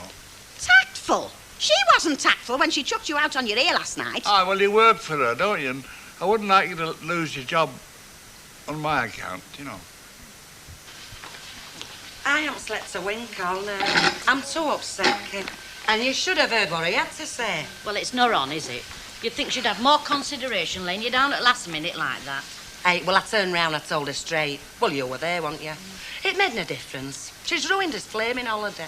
All she cares about is that precious son of hers, and the rest of us can go to rot. Well, I couldn't do it. I couldn't be like that with my friends. Morning. Morning. Do you know, I was just saying, what a good mother you are. There aren't many who'd make a sacrifice, not like what you've done. Why? I told Jack. Well, you'd have to. And he thought it were a flaming rotten trick. It were all I could do to stop him from coming round and sorting your Bert out there and then. It's naught to do with our Bert. I've told you it was my decision to get kids' money. Oh, well, if he's worm enough to let you walk all over him, that's his lookout. But we don't have to stand for it. Vera, I'm sorry. I've tried to explain. The kids needed that money for the deposit. They've set their heart on that house. Yeah, and I'd set my heart on that holiday in Benidorm. No, you shouldn't be like that with your mates, Ivy. He's my son. Aye, and he's spoilt rotten. If he didn't have the money, why couldn't he save up like everybody else? Why does it have to be at our flaming expense? Well, you could still go. The apartment was for 4. Or have you conveniently forgotten? Well, I still think you could get another couple, Vera. Hey, Ida, how about you and Harry? Oh, not me, Chuck. Oh, aye, and why not? I thought you'd do out for your mates. Well, I would, but it's sun, you see, I've got funny skin. Yeah, thick. All right, girls. Do you think you can settle your personal differences in your own time and not the firm's? Nice one, darling. Can't take your eyes off them for a minute. They're like a bunch of kids. I've worked with plenty worse. Yeah, but don't forget I hired you for your sharp claws. That's not the way to manage people. You think you know what is? Reason, common sense, and good management doesn't patronise the staff. Oh, I see. You think I patronise you, do you? Yes, actually, you do. You can't help it. You patronise all women, Mr. Baldwin. Is that a fact? Oh, well, keep the wheels turning. Yeah. It's me. Hello, what are you doing visiting a lady at this unearthly hour? Come on in. I brought you the paper. I remember you saying you hadn't organised a delivery yet. Oh, well, thanks very much. I never have had one delivered, actually. Well, not for a long time. I used to borrow it off them I live with. Well, you can have mine every day if you like. It's no use to me once I've read it. No, I must do things proper. Start as I mean to go on in my new establishment. Anyway, a fella likes his paper first thing in the morning. So do I, for that matter. Do you know I feel naked till I've read my stars? Oh, yeah. I've started to read mine recently, although I don't really believe in them. In the hopes they'll show I'm due for a bit of luck. Nothing fresh on the job front. No. I got another sorry the position has been filled letter this morning. Something'll turn up, Chuck. I was wondering if Dan could get me a job as a lorry driver. I don't think it's quite your cup of tea somehow. Well, you're dead right. I think I'd get vertigo just sitting up there in the cab. No. It's the retail trade or nothing for me. Well, at least your job keeps you at home more than Dan's job does him. Yeah. It must get a bit lonely for you sometimes. Like now. Have you had your breakfast? No. Come on. Sit yourself down. Come on. You're having it with me. Unless you've got a bird of your own across there. Oh, I've sent her back to the village. Good thinking, cock. Egg and bacon, do you? Please.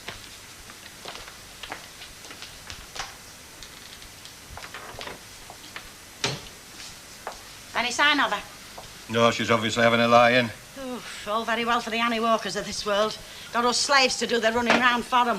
If I was to stop in bed, nobody'd earn my flipping wages for me. You got a point there, Hilda. Oh, drat it, look, you and your chuntering on. You've gone and made me Mr. G out of ploughman's now. Well, I want to see you. Any road, when did a ploughman last come in here for his lunch? There, she's surfaced. 3 rings. It's you she wants. Well, you go and see. It's you that wants to see her. Yes, I do. I'm going to tell her what I think of her for banning my stand. She got no right. Hilda, she's got every right. A licensee can ban who the heck they want to ban. Fred, is the bell not working? Oh, yes, Mrs. Walker. I'm just coming through, Mrs. Well, I Walker. wouldn't have been there now, would I? Oh, is that the menu? Yes. Game soup. Eh? Game soup. In addition to the menu, I suppose you can spell it? Well, game as in football. No, game is in pheasant, but don't let me confuse you. Football will do. What's the flipping difference? Excuse me, Mrs. Walker. Yes, Mrs. Ogden. Well, it's about my stand. What is? He tells me you barred him from coming in. Correct. Well, you've got no right. It's flipping persecution, that's what it is. Mrs. Ogden, not that I need to defend myself, but your husband was, to put it mildly, making himself most offensive. He was causing a nuisance and a disturbance, and as landlady, I had no choice but to remove him from the premises. Now, are you satisfied? No, I'm not rotten satisfied. It's now for victimisation, just 'cause it's my stand. Mrs. Ogden, anyone who would behave in the way he did would have had exactly the same treatment. I do have the rest of my clientele to consider, you know. It's now for victimisation, I tell you. She'd never have done that to Frank Yarwood or Mike Baldwin. Oh, no, only us flipping underdogs. Hilda, will you stop your chuntering? Otherwise there'll be another Ogden chucked out of here. Aye, with a mop bucket round her neck. Game soup. Hey, do you fancy going fishing on Saturday, me and a couple of the lads, Rudyard Lake? Oh, no, thanks, Dad. I promised Gail I'd take her around some furniture shops. You are a bit previous, that, innit? Well, she wants some idea of what she wants, you know, and any road she's dead excited, you know. Bet you're pleased yourself, aren't you, about the house? It's a daft question, Dad. Yeah, I suppose so. Still, as long as it's what you both want. It is. Hello, love. I thought you were having lunch with the girls. No, I've had enough for one morning. I felt like a bit of peace and quiet. Oh, I like that, is it? Yeah, she'll get all right. Hey, what's up, Mum? Oh, no, love, it's just a bit of trouble at work. What you had, love? Oh, beans on toast. There's some left. Sit you down, I'll get you some. No. It's all right, love, I've got time. Hi. Hey, you've not gone and got the sack, have you? Oh, you can tell he's pleased to see me, can't you? No, why are you doing them? I thought this is a rush hour. It is, that's why I'm in a rush. Only Mrs. Prentice popped in for half an hour. She said she'd give Elsie a hand so that we could go somewhere. Where? Robinson's in the arcade. They've got a closing down sale on and there's a fantastic bedroom suite for half price. Well, you can't afford no bedroom suites. No, I know, but I thought if I put a deposit down, they might hold it for us. Well, they might. It's worth asking. And there's a fantastic pair of mules in the shoe shop next door. Real leather and dead cheap. Eh? Yeah, for you, for your holiday. Just the thing for strolling round Benidorm in the sun. You coming? Yeah, OK, then. See you later. Ta-ra. Just the thing for strolling round Benidorm in the sun, eh? She doesn't know. Well, that's the whole point, innit? She's got to know sooner or later we're not going on that holiday, isn't she? She doesn't have to know why. Well, it'll get out. Vera, for one. Well, she'll not say no. Listen, she knows it's more than her life's worth. Oh, I don't know. What's up now? Well, I mean, is it worth all this upset? Vera and Jack are as mad as blazes. There's you strolling about with a face like a wet week. Well, they're only young. You wouldn't have done them anyhow to wait a bit longer for the house, would it? Bert, it's done with. We've lent them the money for the deposit. They're looking forward to a home of their own, and I'm certainly not going back on my word. So what are you going to do, kid? Well, there ain't a lot I can do, is there? Bert'll have to go get his deposits back, that's all, and we'll have to see where else we can get in. Well, all flights will be booked up now. That's if you're still thinking of going abroad. Hey, 2 weeks with him on my sword. Oh, it'll be flaming purgatory. Well, I'm not sorry for her. Stan's an ignorant lower. You've got a current boyfriend, haven't you? Yeah. Yeah, well, if he got a public roasting, wouldn't you be upset? Stick up for him. Well, yeah. Yeah, I would. Right, and Hilda's married to Stan. You know, I don't think she meant it, barring him. Of course she meant it. She's just passed one of her personal acts of parliament, that one. There's that and Hilda Ogden chuntering around, and I'm taking the can back. That and game soup. I may as well be on flipping tranquilizers. That and what? Oh, give over, Albert. Hey, you, Bert, come here. What? When are you going back to that travel agent's for his money back? Oh, straight from me, love. We'll see you do, because I'll be round tonight for my money. And don't think this makes everything all right, because it doesn't. No, look, Vera, I'm sorry about all the upset, love. Honest. But, well, you know how it is, don't you? Poor kid. Breaks my heart to see her disappointment. Yeah, all right, love, yeah. Anyway, I'll see you tonight, love, OK? You know, you've got to feel sorry for him. He has no say. Mind, you can tell who wears trousers in their house. It's a purely internal matter, Kenneth. One of those unfortunate happenings that occur from time to time. I'd really rather not discuss it. Yes, but as fellow customers of Stan's, we do have a right to support him. Really, you surprise me. I mean, Stan only voiced a valid complaint. Surely he's entitled to his point of view. Yeah, well, speech is about the only thing we've got left that is free in this country, isn't it? As a licensee, I am under no obligation to either explain or defend my actions. Well, that's a bit right-handed, if you don't mind my saying Indeed, so. I do mind you saying so. Well, tell me this, Mrs. Walker. You picked on Stan because he spoke his mind, right? Well, would you picked on, say, Mike Baldwin if he'd done the same? Just what I said. Mr. Baldwin would never have been so uncouth. What Bert's getting at is bias. Yeah. I mean, if Stan had been supping in the Conservative Club instead at Labour Club, he might just be standing here having a drink with us now. That is absolutely absurd. I've never heard anything so ridiculous in my life, and I don't have to stand here and listen to these wild accusations. I shall be in the back if you want me, Bet. Oh, dear. Never mind, oh dear. It's about time somebody put her in a place. Yeah, well, I just don't like to see anybody being unfairly treated. Will she be all right? She'll be champion cock. She's made of stainless steel. Hey, you're a gent, Kenneth. A real gent. I always knew you was. I'd like to thank you on behalf of myself and Stan. I mean, standing up for him like that just shows you. You know, Bert's got a point. She never would have barred Mike Baldwin. You're right, but you got the reasons wrong. It's got naught to do with the colour of his politics. It's because he's got brass. That's very true, is that? And Nicholson's wants another 3 dozen cord dungarees. Khaki and brown, no red. Khaki and brown. Why does everyone want to go around like a paratrooper? And a repeat on the baggy jeans order for his and hers boutique. Baggy jeans. Do you know what they used to go around in my days? Crinolines? Funny, but you're not far wrong. Frilly petticoats. Yards of them. Tiny little waists. Off-the-shoulder dresses. You certainly knew the boys from the girls in the 50s, I tell you. It's been revived and gone again. Have you heard of Greece? Cords and jeans go on forever. Well, I certainly hope they go on forever for the rest of my life. That it, then? Well, the rest will wait till after lunch if you're in a rush. Oh, yeah? What about tonight? I'm not working tonight. Now, don't get prickly. I'm not asking you to work. I'm asking you out for a drink. Ah, sorry. I've already got a date. No problem. Break it.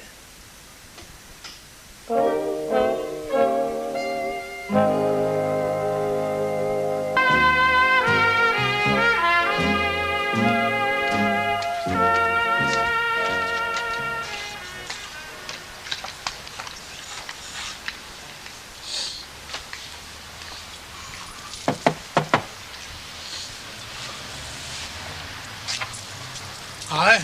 John. Oh, hi. Hey, it's gone up, you know. What is?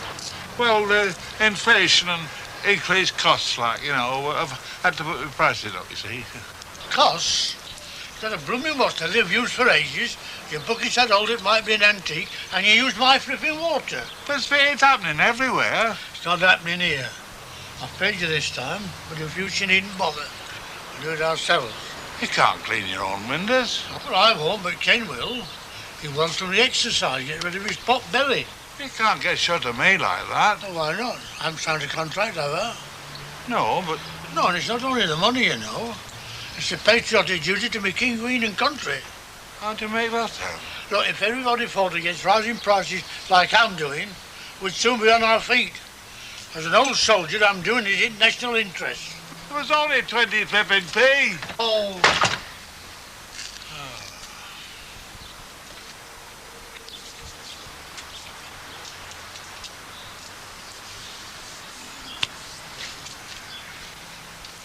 Yeah. Yeah, of course I'll tell her. No, it's no problem. I'm just opposite, just across the landing. Yeah, okay. Tra.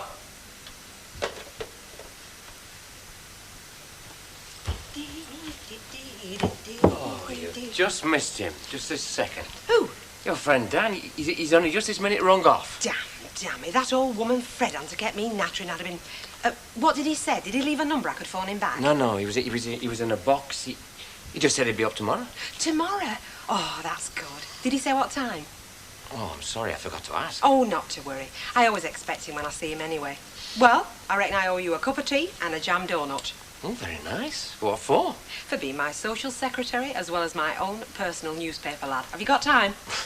Well, I've always got time these days. I don't know. If you don't get a job soon, I'm going to have to find something for you myself.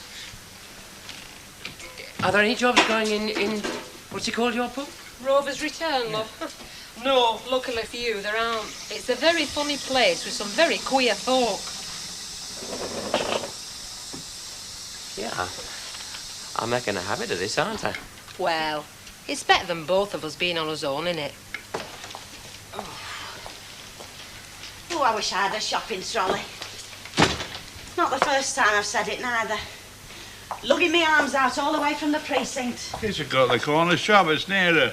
Yeah, it's also coppers dearer on most of the stuff, I know. I've saved 5p on the washing powder alone. Although why I should bother to be thrifty with the housekeeping, I don't know. Never get no thanks for it. All that happens is, out I save gets swilled down your stomach. Well, that reminds me, another bright idea of yours. Put your prices up, you said. Yeah, that's right. I did. I lost 3 customers. Oh, well. You obviously didn't approach it right. You haven't got no diplomacy, you. I said the price has gone up 20p. How else would you have put it? Well, any road. There's one bit of good news from the Rovers. She left at the bank. Not exactly. You spoke to her and she apologised? Not exactly. Well, what then? Kenneth Barlow stuck up for you. Oh, well, that wet Nelly on my side. Who needs enemies? Now, listen. It so happens that his word carries a lot of weight with Her Majesty. And he's not the only one. But Tilsley stuck up for you, no? Oh, they all put her in wrong. I were nearly in tears. Where's that leave me? Outside, thirsty. Well, it's time you had another go at her. I mean, with all that public opinion on your side, she's got no option but to back down. Do you reckon? It's worth a try. I will. I'll go in there and demand to be served. I'll show him I'm not rubbish. Good for you, Chuck. You do that. I will. Only, will he come with us, just in case? How do you fancy a nice hot bowl of soup? What sort? Delicious, nourishing, tasty soup. What sort? If it's that sort, Mrs. Walker, that was left from earlier, you know, that game soup, no time. Me neither. Really, a standard bearer for good taste in this neighbourhood has about as much chance of appreciation as a pair of long johns in a strip club. Did you make it yourself? Well, now, normally, Mr. Tatlock, all the soups are homemade on these premises, but in this case... You didn't? Not totally, no. No. Well, I'd rather have tin soup myself. But I'll tell you what, just to help you out, I'll have a bowl. I mean, it is free, isn't it? You weren't going to charge him, were you? Mrs. Walker. Lager, please, Fred. Pint for Stanley and whatever Hilda's having. Lights out, please. Kenneth, you're well aware of the situation vis-à-vis Mr. Ogden. Well, I just bumped into him outside and asked him in for a drink. You're putting me in an extremely delicate position. Oh, I'm sorry to hear that. He was coming in any road, weren't you, Chuck? Oh, yeah. Shall I chuck him out again, Mrs. Walker? Oh, I don't think there'd be any need for that. Stan's made his protest and you've made your point. Now, I'm sure you're just as anxious as we are to end this dispute. We? Yes, well, the regulars feel that Stanley's been coming in here for a long time, and if he's forced to go elsewhere, we might be inclined to join him. What you might call a question of drinkers' solidarity. Really? What a pity that so much acrimony has arisen out of a silly misunderstanding. What misunderstanding? Well, you weren't here, Mrs. Ogden, but obviously in the heat of the moment I failed to make myself clear. It was never intended to be a permanent ban. No? Oh, no. I was merely trying to teach your rather outspoken husband a short, sharp lesson. Yeah, well, he can be outspoken. You see, big God, what am I always telling you? Does that mean I'm not bad? Provided you agree to keep the peace. Oh, he agrees? Splendid. Thank you, Mrs. Walker. I knew I could rely on you to exercise your famous discretion. I'm nothing if not a tolerant and reasonable woman, Kenneth. Welcome home, Oggy. All is forgiven. She did ban him, you know. She gave me strict instructions. I didn't know she could be so two-faced. Well, you see, not only is she tolerant and reasonable, she also knows when she's been outmanoeuvred. Eh, Ken? What are you two looking so happy about? Just in a fabulous bedroom suite. Can't afford it, but it's given me an idea of what I do want when we get our house. You know we've got our house, don't you? Hey, steady on, it's not built yet.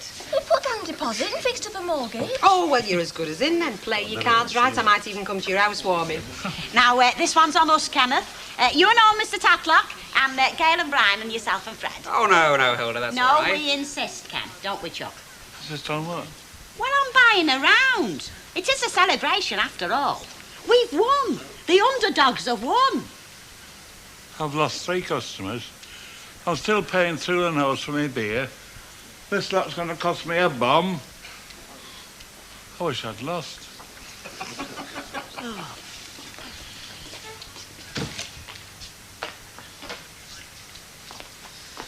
Right, I'm off them. Are you? Yeah. I'll leave you the keys if you want to lock up. No, it's all right. I've done now. We can go together if you like. Yeah, OK. I've rung Roy. Oh, yeah. I've told him I can't make it. So I'll accept your offer, Mr. Baldwin, if it's still open. Only just. Come on, darling, let's get out of here. Where are we going? Anywhere that's got nothing to do with sewing machines. So where is it then? It was supposed to go in this afternoon. Oh, he's here. Have you been? Yeah. Ah, well, give us my money, because our Jack will be waiting for his tea. Oh, well, I haven't got it. You are? Yeah, well, according to the travel agents, deposits are non-returnable. Well, didn't you tell him we can't go? Yeah, but it makes no odds. The only way you can claim it back is on insurance or something. You've got to have a medical reason for cancelling, you see. 60 quid. 60 flaming quid. Well, I'll give you a medical reason now if it tells less. I'll break your flaming just neck. listen, will you? Shut up, yo. Hey. I won't listen. I've listened to you so long enough. I'm going to go home now. I'm going to tell our Jack, see what he has to say. And believe me, it'll be plenty. Right, that's it. I'm going to tell them. It's about time them 2 kids realise just how much that little house is costing us.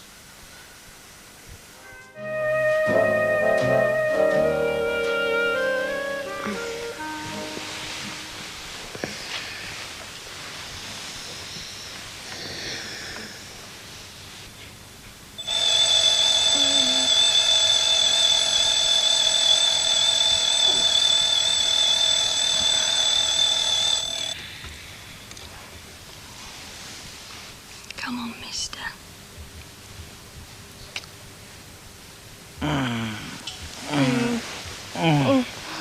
I thought you were asleep. Oh, I am. Mm. Oh, well. Better get up, I suppose. This won't buy the baby a new bonnet, will it? Baby? Well, house of fitted carpet, then. I want a fish tank. 20 to 8. Oh, what we'll do when we haven't got your mam. Our tanky will be nowhere. We've got Fran popping over today. Nah, I bet she forgets. She won't. She dead chuffed when I rang up and told her about the house and the mortgage and that. Come on, lazy, get your leg out. Hey, come over. Can you hear me out there? I'm getting up, Mum. I'm getting up, ma'am. Shut up, you. I swear that it's true.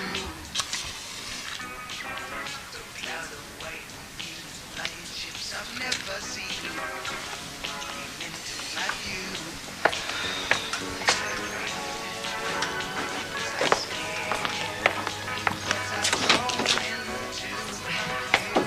Hiya, key. Bathroom free, is it? Well, it was 10 seconds ago, but do you know how her downstairs can suddenly appear out of nowhere? I reckon she takes washing in myself, and she does it all in that bathroom. She's always in there. Either that or she keeps very regular. I haven't thought of that. Be popping in for a cuppa later. Why not? See you, love.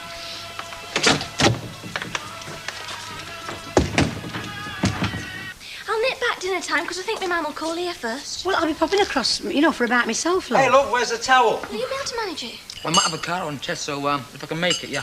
Hey, there's no flaming towel. There is a towel in there somewhere. Open your flaming eyes. How can I when you're full of soap, Dafty? Sure, have a look. Yeah. Sure. Didn't I say there were a towel in there? Well, it wasn't on the door, was it, where it should have been? It was on the chair. Should have been behind the door. Come on, sit down, your egg will be hard. I don't know. 3 machines I've had on that night shift. The day shift, don't know what work is. Well, don't blame me for day shift, Bert. Or are you still brooding about getting kids as holiday money? Well, it wouldn't have done them any permanent damage to work a bit longer for that new house, would it? By heck, if I'd have said no, you'll have to wait, I'd have been accused of trying to keep hold of our Brian. Well, nobody's saying you should have to wait. I'm just saying there should have been a discussion, that's all. Yeah, well, I didn't know you were going to kick up a fuss, did I? Oh, well, that's it, innit? I mean, it's me, that, isn't it? I'm supposed to be the soft one. Are you really? Why are you giving that egg such a hard time, then? But you know what gets my goat? What? Is the way you call Gail and Brian for thinking that money just grows on trees. But where do they get the idea from? Go on, ask yourself. And before you say me and that mother of hers, just think on. None of us were daft enough to cough up 400 quid. 300 quid. All right, 300 quid, plus Vera and Jack's deposit and our deposit. Go on, clever clogs, you reckon that up? Oh, heck.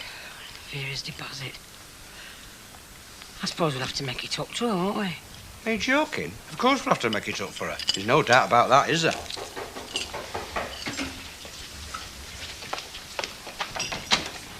Hello, come in. I'm a bit early. Baldwin ain't on the doors yet. Hello, love. Do you want a cuppa? Oh, love. Hang on. I was wondering whether they'd run off with keys or not. Run off? Mike Baldwin and Pauline Stringer. She were in his car last night. Ah, well, that's it then, innit? I mean, any girl at work that's in the least bit decent looking, you give her a lift. Fatal. Especially on a Friday. 'Cause come Monday morning, you've been on a dirty weekend, haven't you, to Blackpool? What? Hey, you. How do you know all this? Ah.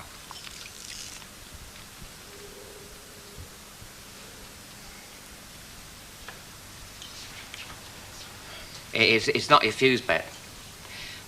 I can guarantee that, on the basis of being the man who thought Ohm's Law was part of the Rent Act. Flaming out. And here's me up for an early start. Speaking from my vast store of electrical knowledge, I'd say it was the element. Do you reckon? Oh, crimes. A duff iron today of all days. My blouse looks like a rag and I've naught else decent. I could lend you mine. Your blouse? Me iron? Have you got an iron? Of course I've got an iron. How do you think I managed to look so smart? Well, I thought you put your pants under mattress like everybody else. I'll lend you my iron if I could borrow your board after. Oh, if you want a shirt doing. Well, it's not my shirt, it's my suit. I can't really do it right on a chest of drawers. And when you're in gents outfitting, baggy knees don't do your job prospects much good. Hey, any news on job front? I'm just going out looking on spec. Well, listen, Keith. As soon as I've got dressed, I've got some shopping to do. And then the board's all yours. My iron's a beauty. I got it cost when I was working for the co-op. Silk, shantung, seersucker. You just twiddle the knob. We're away then, kid. No danger.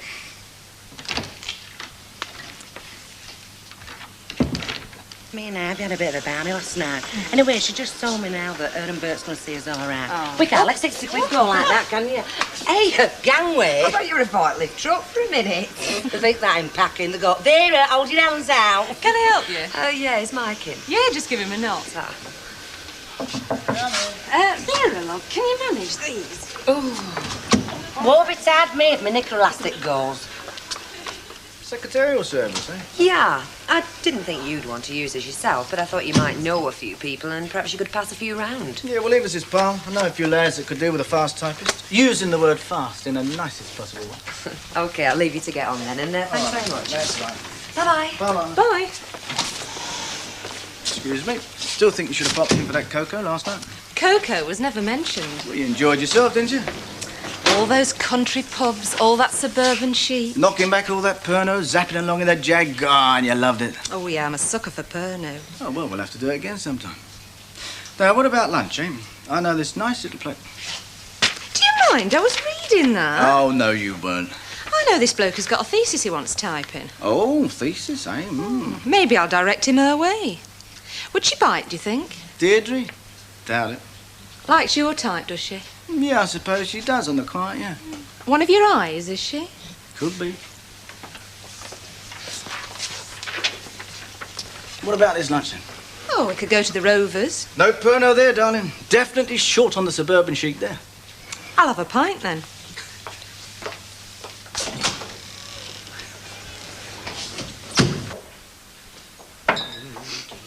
Now then, come on, you lot. Giving you a special treat today. Hey, they're the family heirlooms. That's Mrs. Walker's best bone china, isn't it? Yeah, well, it's been commandeered. Right, comrades? Never mind the comrades. You break any of them, you're be on the block, Hilda. And the special shortbreads are not she counts them, you know. Yeah, well, I'll tell her mice have been in biscuit tin. By I killed you dicing with that this morning, aren't you? Drop one of them and it'll be the firing squad for you when Mrs. Walker gets back from her journeys. Yes, it'll be the short walk to blindfold. Me, Bet and Betty over our catapults. Which bottle top will be the blank? Hey, where's Lynch? Oh, Dan's in port, so she's taking a couple of days off, she says, they're owing to her. I should give her a ring and confirm it, see it is 2 days and all. Yeah, well, if she's not here, bags me her biscuit. I think I'd better help you wash this lot up. Oh, I don't know. Some folk round here frightened to live. Look, I treasure my china, and I feel the same way about anybody. Oh, Fred, now watch what you're doing, lovey. Oh, blooming egg. Butterfingers. Blooming egg. Have you got any glue in there? Yeah. Oh, you are a daft devil. Oh. I'm ever so sorry, Abby. I didn't realise Bert was asleep. Well, he generally gets up about 3. You don't think I've wakened him, do you, with all my din? Oh, no, you weren't that bad. It's just I thought it best to mention it, you know. The trouble is, you see, I've got this smashing new boyfriend who's deaf, you know. Have you? Oh, he's lovely. He's well fixed up and ever so generous. The only thing is, it does tend to make me a bit shrieky. Hi! You landed! I've just flown in on a number 53 bus from Berry. Actually, I could have come in a Jaguar. She says, seeking to impress. Have you got that through? No, I'm just keeping my voice down because of Bert. Hey, he's not died, you know. He's just had a hard shift last night. I'm ever so thrilled to hear about your house, love. I mean, it'll be a bit of relief, won't it, for all of you? It's supposed to be a bit grim living with your in-laws, isn't it? Well, it's Ivy and Bert we have to thank, actually. If they hadn't made up the balance. You could have always come to me, my love. Got this new boyfriend, your mother. Hard of hearing, but plenty cash, am I right? He is loaded. Listen, I've got the car outside. Why don't we all go up and see Hey, keep it down. Why don't we all go up and see how the house is getting on? Oh, yes, I'd love to. Can we Hey, well, aren't you going to sit down? It'll only take 10 minutes. You can call to Chippy on the way back. I can't sleep for all this whispering. Hello, love. Shh. You're waking Bert.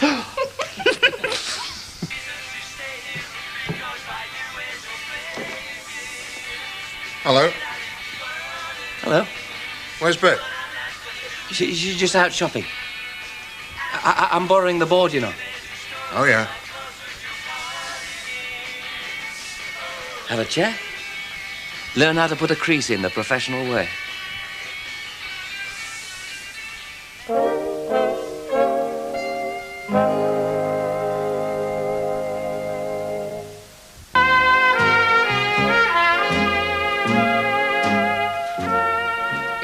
It's not much of a job, compared to, say, brain surgeon or merchant banker.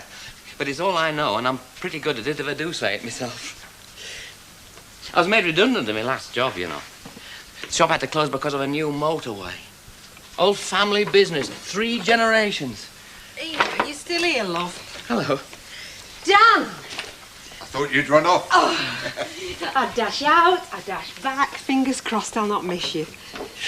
I've just been dazzling him with my ironing technique. I'll leave the machine to go cold. Friendly sort of geezer. Yeah, he's nice. He's a bit of company for me while you're away. How about a proper kiss? I'll say one thing for him, he's never shy when it comes to paying his corner. No, he's all right, he's Dan. He'll do for me. The point is, what's he doing for Bet? Tell you what, if he's with her now, there won't be paying tiddlywinks. I bet you they got the Ludo board out. He can pull the birds all right, that one. Hold my hands up to a guy that knows all the moves, me. I bet you did a bit in your time, didn't you, in your youth? Of course I did. I was a right raver, me, till I started going thin on top. Hello, Deirdre. Hello, darling. Fred, can I leave these here just for folks to pick up, you know? Well, it is, love. A strip show, is it, or something? Oh, yeah, in 3D. It'll do for me. How's it going? Oh, well, we seem to keep busy. You're ploughing it all back, are you? You've got a publicity budget? Oh, at the last board meeting, we did decide to increase the publicity account. The next thing will probably be an upward revision of the rates. I'll have to get Rita trained. You can have one, love. Ah, no, it's all right, Len. I've got to get back. See you. Actually, this firm's in a very strong position. If you look at the top end of the fashion trade, I mean, things are so dicey. Got it all sussed out, haven't you, darling? Well, I've noticed that the order book looks very healthy, and all I'm saying is that our setup makes for a competitive performance. You've never had these sort of comments from your predecessor. Well, the information's all there in the files if you've got the brains to assess it. Brains, yes. Plus a few ambitious thoughts. And what does that mean? It means you've got your head screwed on. And I like girls who've got their head screwed on. Well, I think it's going to be a marvellous little house. I do, honestly. I just wish I'd had a start like that. Everything brand spanking new. Hey, the walls are up here, you know. I reckon it should be well finished by Christmas. Every house I ever went into had to put up with the last person's wallpaper. Hey, do you remember our first, Ivy? It was down Rochdale Roadway. Do you know they left this dirty, great big mangle there? I nearly ruptured myself trying to shift that. We're not going to leave all them oil drums and half bricks and everything. Oh, they'll shift that, love, never fear. They'll move it all. They'll probably put topsoil down, you know. On your road, I shall have it landscaped. You what? And I'll get a firman to turf it. And what about the swimming pool? Where will you put that? Nobody's mentioned a swimming pool. There ain't room for a swimming pool. Well, thank the Lord for that. That's our brain will be flaming ordering one. See you. Ta-ra. Yeah, see ya. Yeah, I'll tell you what I could do with this iron. I could take the plug top off, cross the wires, and when he bangs it in, fa-voom! And there's this bloke still with his marvellous iron. It's not worth a light. Oh, he loves that iron. Like Romeo and Juliet, him and that iron. Which is Juliet? He's not like that. Anyway, I could go for that sort of iron myself. Move in then. Marry the flaming iron. Eh? I think you're just a teeny bit jealous. He's tried to pull you with his iron. Look, he's just the bus conductor that winks at you.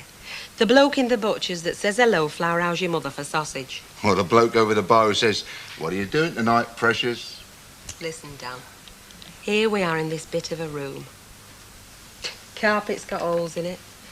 Can't quite get rid of the smell of stale gravy. Windows rattle when Buscus passed. That flaming stove come out the ark. And this thing won't fetch 50p at the totters. And then you walk in. Me and me dirty washing? Well, I was going to say the diesel oil overpowers everything else, but I won't. Because what I meant was, it's magic. You smile, the song begins, you laugh, and I hear violins. Which is why I am not going to ask you about Brenda.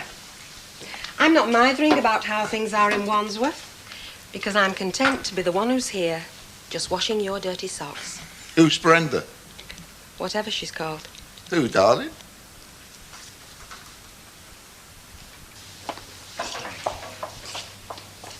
Night, Pauline. Night. Night, love. Number 3 machine's on the blink. Oh, no. It's all right, I phoned the fitter. Great. Well, I'm going to have a drink. What about you? Well, I hadn't planned Why don't to. you sit down and enjoy something? All right, if you're pressing. Tell me, what's on the menu at the Stringer Mansion tonight, eh? Hot pot, strong cup of tea, and the views of the workers. Oh, yeah, it's like love on the dole at our place, didn't you know? Then why don't you come out and have a meal with me, eh? Zoom off in your gas-guzzling jag. Eat enough to feed an Indian village. Oh, come on, be your age. I thought we'd been all through that. Dangle a bit of the old high life, and that's these so-called socialists corrupted. I never said that. But if you've got a guilt complex about I getting might on... just have a date. You and your dates. Who is it this time, eh? Where'd you been? What has he got, a beard, drives a Volkswagen and open-toe sandals? If I said he was built like a brick wall and got arrested on picket lines, would you back off? No, I'd say sister, if that's what you want. Then... You think you've got me taped, don't you? I'm not knocking you. I'm impressed.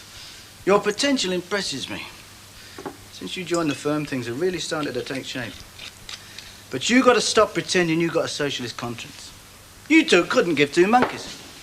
All you're interested in is business management. #1 platform where the gravy train's waiting. So why don't you loosen up, get that drink down, and let's make a night. Said it was to do your office. Said it were filthy.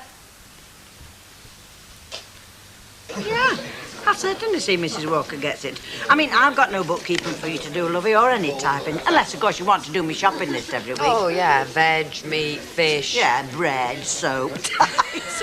Hey, do you have to write everything down? I mean, even if it's the same thing every week? I forget it, all if I didn't. Oh, me, no. I thought it were old age setting in. Hey, I say, Deirdre, you can't do me a letter, can you? You know, like a sort of a love letter. A passionate one.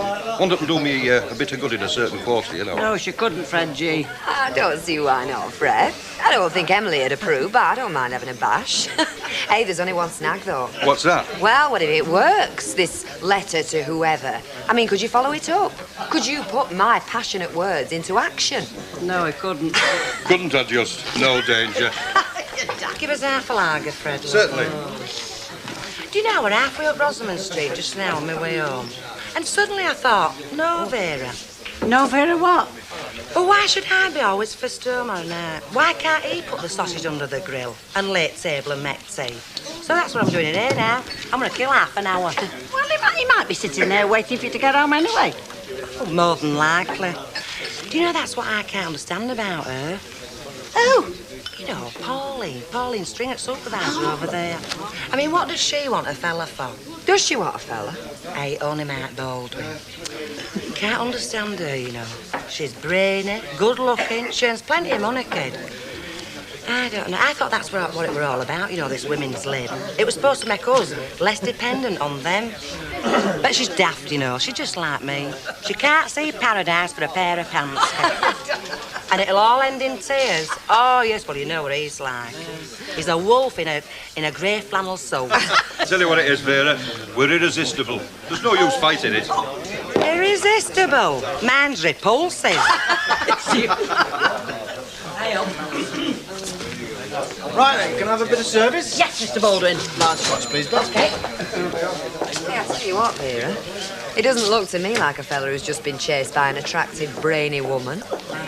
Well, probably should come to her senses, like I should done years since. Cheers, love. Cheers. If you leave the sheets on the dresser, Mum, me and Gail can do that. Nay, I've washed and ironed them. I might as well finish the job. Well, Gail has her own way of doing the bed, Mum. I'll bet she has. I bet she'll just go out and buy a new pair every week. Here, get hold of that end.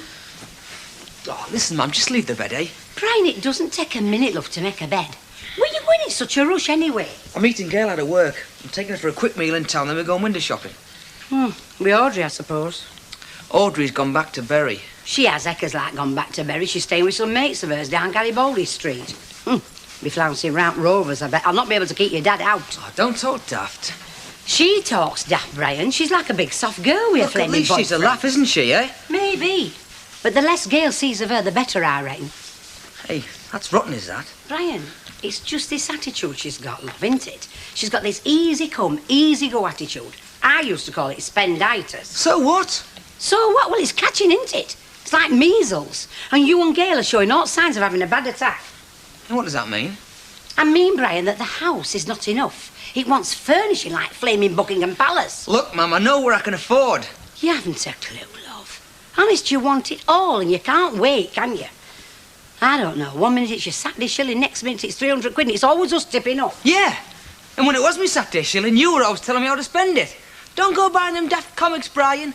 Well, you're not wiping my nose nowadays, are you? Look, just because you lent me a few quid doesn't mean you can rule my life. And if I want to spend my money on comics, I will.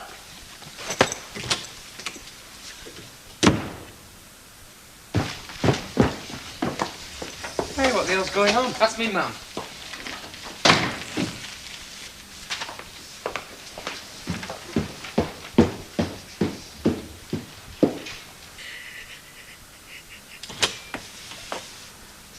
Hey, Chuck, what's up? Our Brian's just turned on me. Hey, come on, love. No, come on, give over. You can have all your eyes red. Eh? What did he say to you? We thinks 300 quid's nowt. He thinks it's just like his Saturday shilling. Does he? He wants telling he does, time he realises the sacrifices we've made. Oh, no, but don't tell him. Don't bring all of your money into it.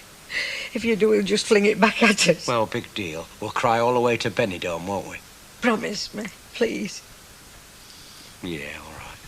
But I think he's got a brass nerve. Come on. Help me finish this bed. Tell you what, I've had some love tokens in my time. But 6 tins of corned beef sure takes some whacking. Still, I suppose stocking the larder could be taken as a good sign. Well, the element's all right in this thing. There's a phone call. Rovers. Oh, flaming heck. What do they want? It's changing the element. Bleeding fuse, isn't it? You're talking to the great iron expert. I'm talking to a real lad, I know that. Plug it in, it'll blow. Bet'll be calling for me magic touch. Hey, Sunshine. I forget your name. Keith. Well, listen, Keith. You stick to the other side of the landing, eh? Otherwise, you might get a real crease in your trousers. Get what I mean?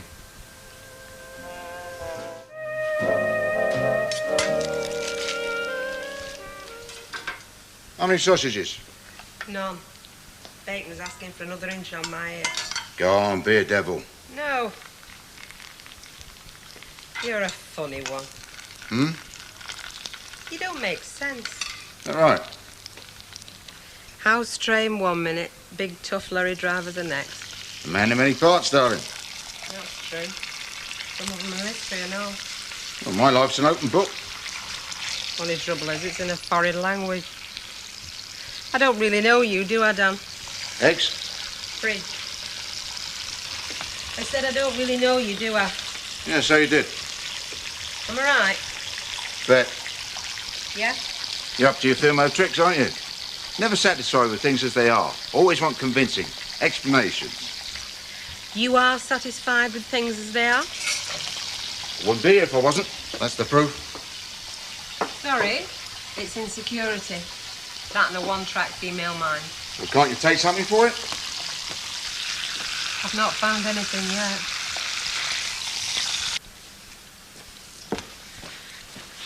Hey, get a whiff of that.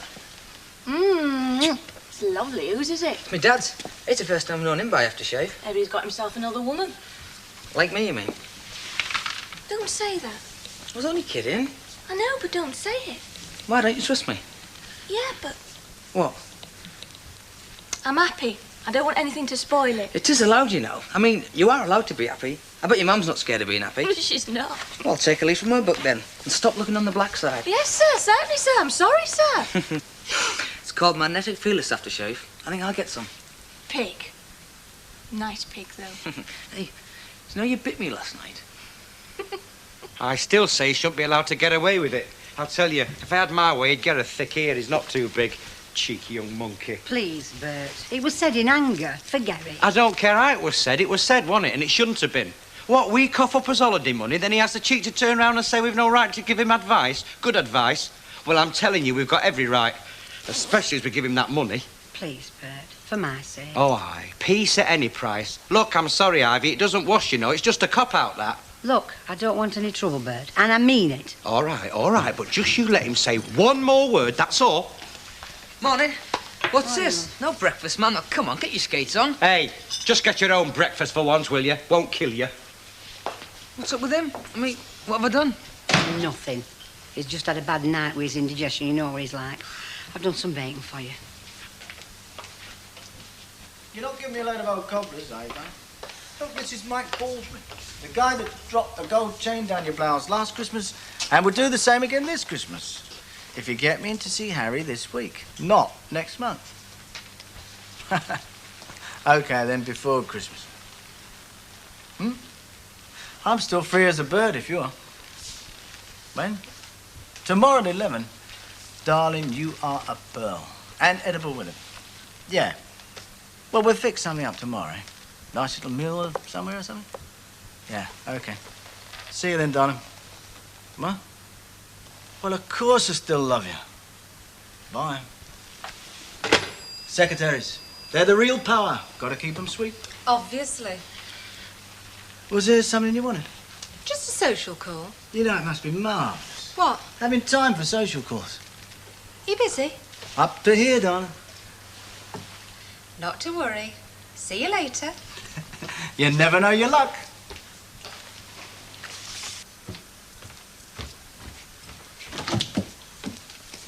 Hiya. Hello. Hey.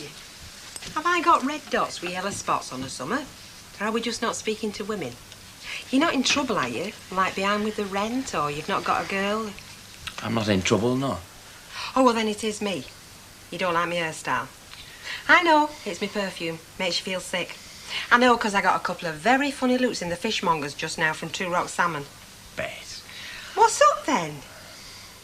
Well, to put it bluntly, I've been warned off you. Eh? Dan thinks I'm too friendly with you.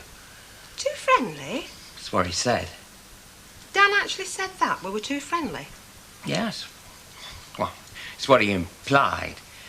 And he said he'd rather we weren't, or else. Or else what?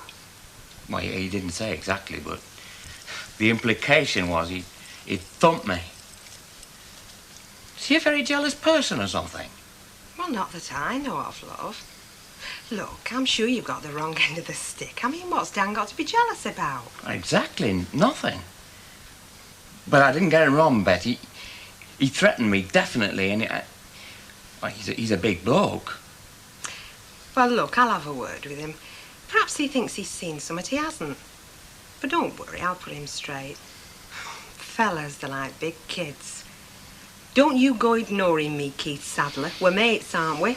Well, I thought we were. We still are. Have you got time for a cuppa? Oh, I'm sorry, I've got an interview at Harrison's in menswear. Oh, that's great. Good luck with the interview. Hope you get it. Hey, remember what I said? Right. See you. Yeah. Hey, you interested in railways at all? Eh? You know, steam trains, things like that. Well, I can appreciate him as an engineering job, you know what I mean, but, well, I'm not as daft as some fellas I know, no. I know a fellow once. Took him 20 years to make a model of the Royal Scot to my knowledge. 20 years. I don't think he ever got it finished. I don't think he wanted to finish it. It'd be like losing a child. I used to be interested in them as a kid, you know, Hornby trains, things like that. That's why I thought of going to that exhibition at Rainhill. Oh, yeah. They've got everything there, right from old steam trains right up to present day. Is that a fact? Oh, I thought of going there next Saturday. I'd come with you, Len, only I've got a date, see, with a very attractive lady and a daughter. Just shows how our lifestyles differ, Fairclough, doesn't it? Trains. Get a drink, kid, I'm dry. Oh, hello, you in here again, are you? I'm allowed to come in, aren't I, Vera? Oh, aye, as long as you don't get rowdy. Hey, she's up to something, that one. Like what? She's only sat here, Paul. Listen, she's never only just up to anything. She's up to something, kid. Mark my words. I'll have 2 lagers. Oh, right. Hey, is Harvey not with you? Does it look like it? Vera. What? Well, did Harvey have a word with you this morning? She had a word for cat, let her know me. Well, she should have told you see, that we're going to make sure you get your lost deposit back from your holiday, you know. Oh, well, I should think so, I know. I mean, it was through you two we had to cancel, you know. I know. Well, we're going to make sure you get your full 60 quid, all right? Right. Thanks, Betty, love. Thank you, love. Hey, are we sitting down? If you want to,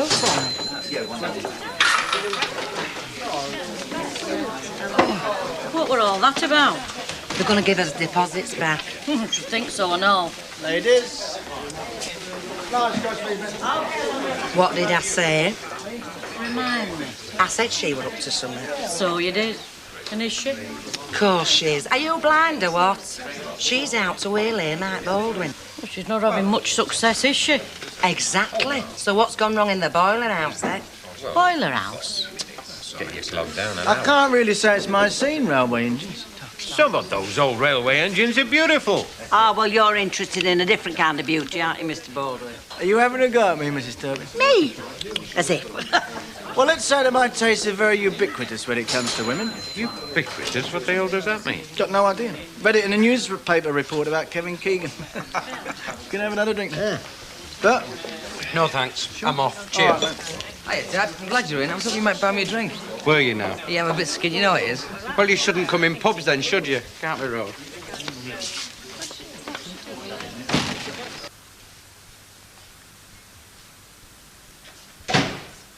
Oh, hello. I didn't expect you on this dinner. Oh, well, I changed my mind. Have you not to eat? Yeah, I had something in the pub. Brian's in there. You didn't say out to him about holiday. Oh, hello, love. I didn't expect you home either. Do you mind telling me what I've done, Dad?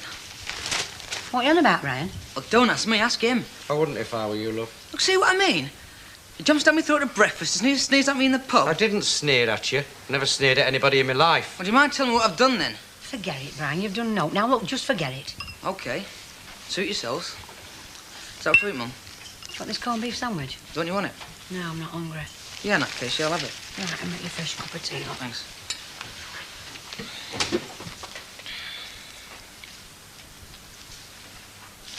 You know, you've a brass nerve, you have.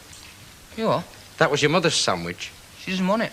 She was only saying that. Come on, you know very well you're not that thick. Well, if she wanted it, she should have said, shouldn't she? I would. Oh, well, we know you would. I mean, you speak your mind, you, don't you? Like last night, for instance. Oh. It's coming out now, isn't it? So that's what's been bugging you? It's not bugging me, sunshine. It's just making me bloody mad. After all we've done for you. All right. You lent us some money, and I'm grateful. But it doesn't give you the right to tell us how to spend it, Dad. Look, it doesn't. Hey, what's going on, If Brian? you couldn't afford it, you wouldn't give it to us. We couldn't afford it. Bert. Look, I'm sorry, love, but it's time he learnt the truth. He seems to think he can just stick his hand out and get anything he likes. Well, you can't, sunshine. Life's not like that. That was our holiday money that she lent you. Bert! Your holiday money? For Benidorm, yes. We had no idea. Had we, Gail? No. Oh, well. You have now, haven't you?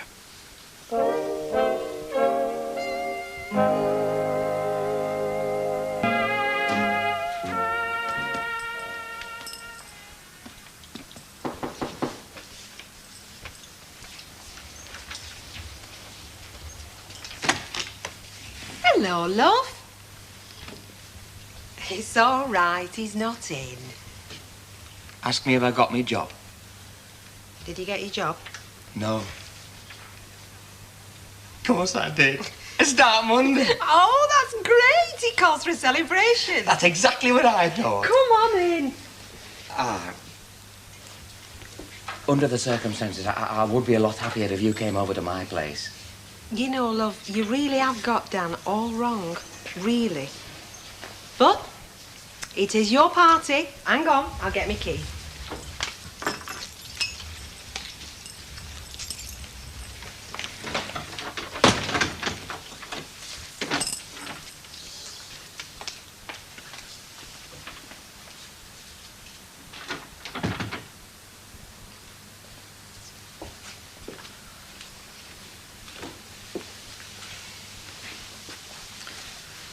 I'll have to be getting back to work, love. Yeah, me too. We've got no choice, have we? They did give it us, you know. I mean, we didn't ask for it, did we? It's the holiday money. It's our new house, love. They can take a holiday any time, later in the year. We might not get a chance for a new mortgage, ever. We've got no choice. Yeah. But why didn't I keep my mouth shut? Come out sooner or later when they didn't go to Benidorm. It'd been too late then. We'd have signed up for the house and everything. I don't suppose there's anybody else we can borrow the money off. No. Like who, for instance? Good question. I wonder. What? Me, ma'am. Audrey? Gosh, she's broker than we are. Yeah, but she's always going on about how many rich friends she has, isn't she? Well, she might have some ideas, at least. Right, I'm ready. I'm sorry, love. Well, I just couldn't help myself. Well, it's done now, isn't it? Well, he did provoke me, you know. Maybe. Mum, Dad, just come to say that we're going to give you money back. Hey? Don't be daft. Don't, son. It's all right, we've decided. We couldn't. But thanks for even considering it. I mean that. What will you do about your house, about deposit? Well, we're going We to try. might be able to get it somewhere else. Where? Somewhere. See you. I'll see you at tea time. I don't believe him. Hey, love, she's been crying. Yeah. What do you expect?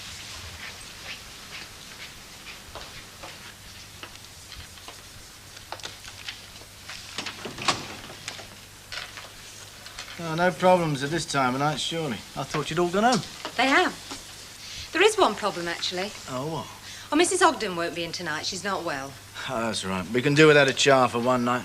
Make it seem more like home to 'em. Anything else, was it?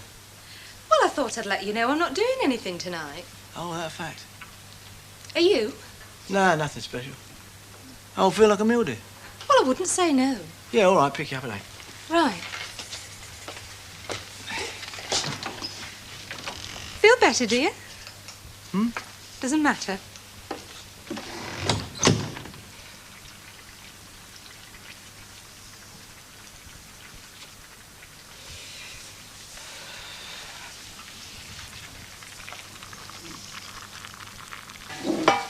Oh, I needed that.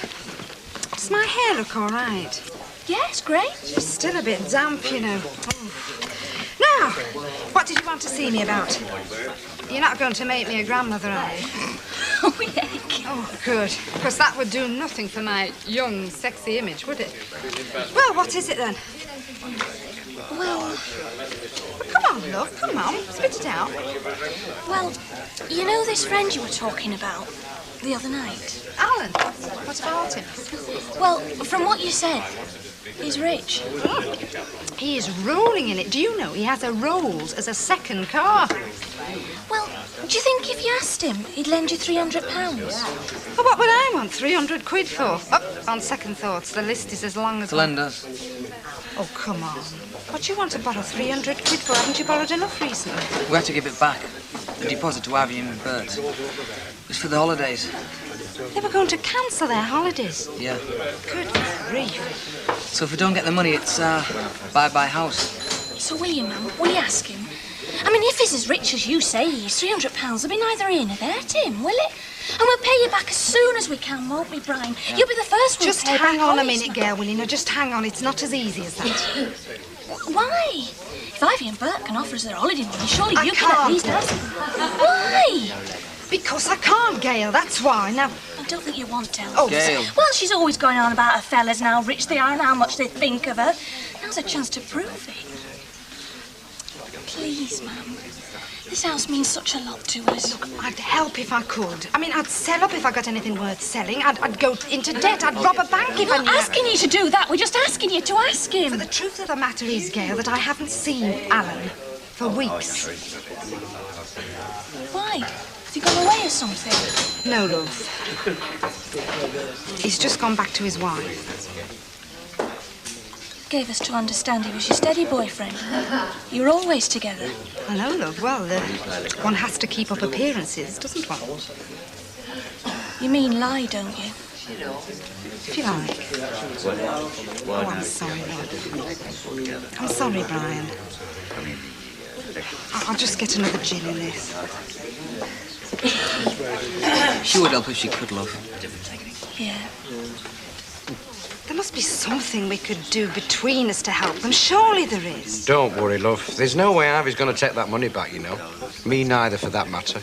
Well, I'm not saying I wasn't looking forward to my holiday, you know what I mean, but some things are more important, aren't they? You know, I wish you'd go and tell them that, just to put them out their misery. Tell you what, just for you, I will. Oh. All right. Now, listen, you two. I'm going to say this once, and I want no arguments. You can keep that holiday money. Well, we wouldn't go away now, not knowing what it'd cost. We wouldn't enjoy it, you know what I mean? I said no arguments. All right. See you, Spud. Hello. Hey, do you know, you don't look very well, Chuck. Oh, I'm not. What do you? Hey, have you got half a bottle of whiskey, Betsy? Oh, Wilda, you do look rough. Yeah, I am. I think it's the flu. Oh. Stan's got it and all. He's had to go to bed. Well, I should think you'll be long be after him, Martha. No, I won't. There you are, lovely. Oh, Ta. Hey, can I pay you for it at the weekend? Of course you can. Just between me and you. Don't tell Mrs. Walker. No, right. Ta. Ta-ta. Take care of yourself. Oh. Hey, it's not often we see you without a smile on your face. I don't feel like smiling then. You know the cure for that, don't you? Another drink. Well, someday it mightn't be. Oh, go on. Just to be sociable. I mean, it's not my fault if Rita is a homebird, is it? Fred, a pint of gin and tonic. Right.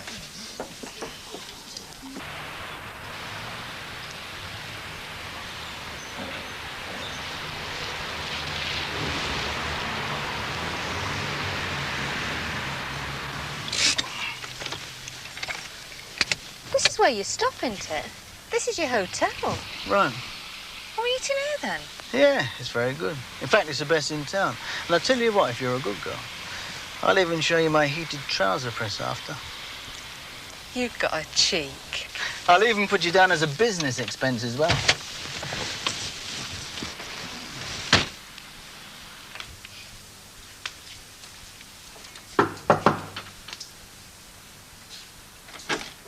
Hiya. I'm sorry to trouble you. Have you got the right time? My watch seems to be running like a current bun today. 9:15. Is it that time? Dan's late. Hey, are you all right? Not still a bit squiffy? Bit. Have an early night. I will. Tra. Hello, Get in the love. flat. Hey? You know what that was for, mate? What are you doing? He was warm. Keith, are you all right? I think I'm going to be sick. God, let me help you. No! Don't come in! Bet?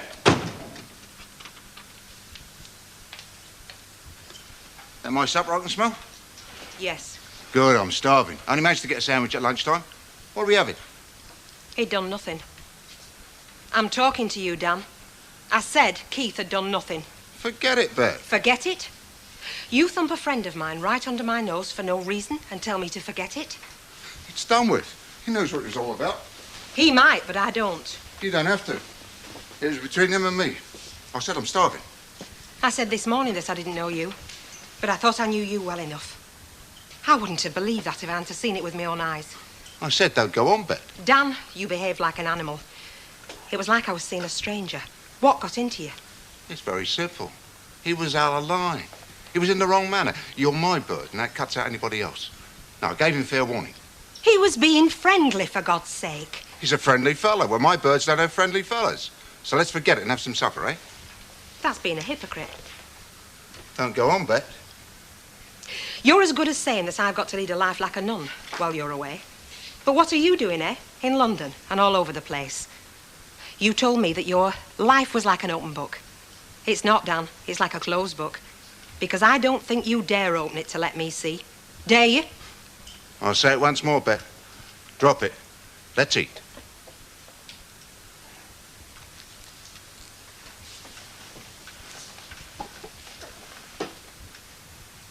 No. You can't have everything your own way, Dan. Because it's not fair. It's just not fair. Okay, darling. That's the way you want it. What are you doing? What does it look like I'm doing? I'm going and pushing off. Going? Going where? I'm not into explanations, darling. I do things or I don't. But I tell you this, one thing I can do without, outgrowing my private life. I get enough of that on the road, I know. I do without it. If one bird starts causing me trouble, there's always another one waiting and itching round the corner. And they're all birds like you, Bet. You can hardly tell one from another. Ta-ra, love. Be lucky.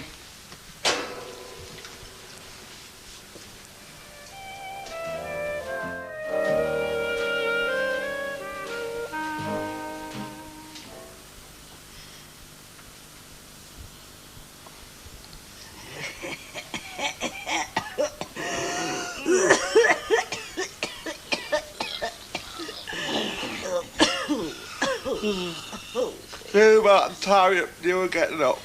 Oh, what time is it? I'll have a look. I daren't move in case my head drops off. 7:30. Oh, I can have another quarter of an hour. Oh, in breakfast, I'm hungry. I'm dying. You're not the only one that's ill, you know.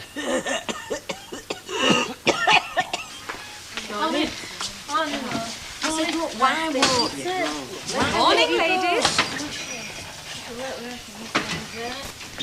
Hey, what's she so full of joys to spring about? Summer, eh? Well, it's summer now, isn't it? It's not spring. So if she's full of joys of oak, she must be full of joys of summer. Right, you've got a mind like a razor, you have. Hey, listen, I could have won a scholarship, me, if my father hadn't got a ball stuck down his throat. Right on day that I should have sat my exam. Things that have happened to you, Vera, I don't know. Hey, listen, I could write a book. Watch it, Mickey Rooney's here. Morning, ladies. Have a nice day. Must be catching. Hey, Hey, I'll tell you what, though, kid, that's funny in visiting. Do you know you had a word for her yesterday? Hey, you ignored her at Rovers. Hey, but look at him now, though. Must have made it up last night. But where? Where? I bet you don't kiss me. Are they watching? Like we were in centre court. I want to. You're greedy. Last night was just us as do bells. I wonder. I'll prove it if you like. Talk about work or something. Work? What's that? Now you are kidding. Have I ever told you that you are absolutely gorgeous? Stop it, Mike.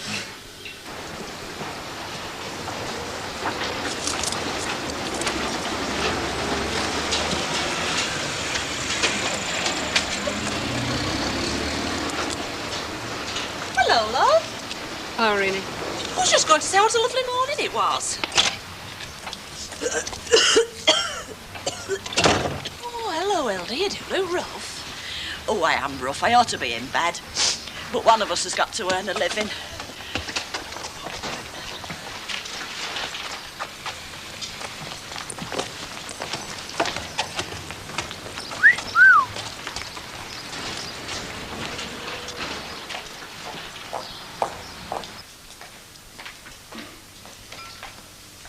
You're bright and early.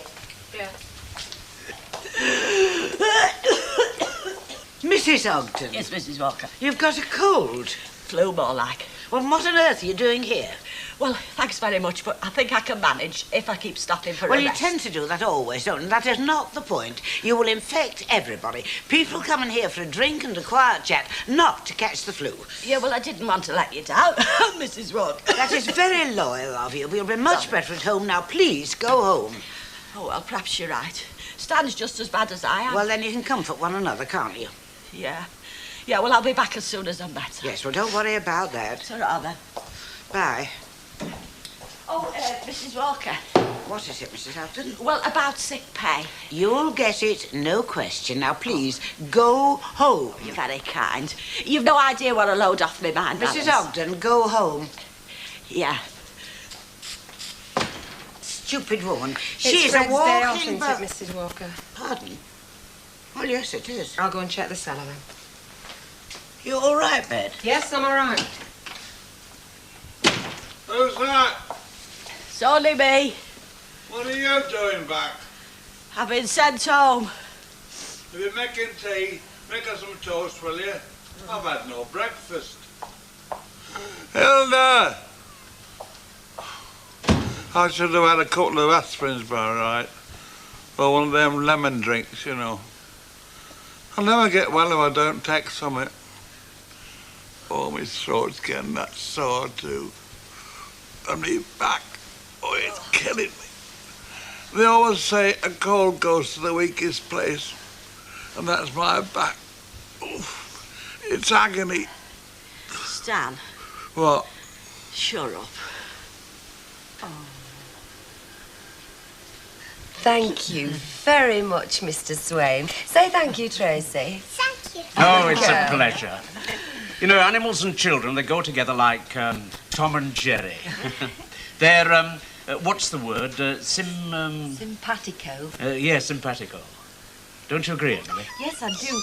What are you going to call him, Tracy? It is a him, isn't Well, it? according to the boy who sold it to me, it is, along with 3 brothers and a dozen white mice. Oh, quite nice. Oh, just to hear the word makes me go all funny. I know, me too. This boy I used to sit next to at school used to keep him in his satchel. You could hear him squeaking sometimes. He used to tell the teacher it were his bones growing. Oh, Deirdre. It's true. She didn't believe him, but she was too frightened to ask where it really were. Anyway, I think hamsters are nice. What are you going to call him, Tracy? I'm going to call him Conky. Oh, well, I've been calling him Sammy. Any particular reason? No, except that he looks like a Sammy. He's sort of small and quick in his movement. Hey, you've not written a poem about him yet, have you? 2 lines. Sammy the hamster escaped from his box. Alas, Mr. Brown put him on with his socks.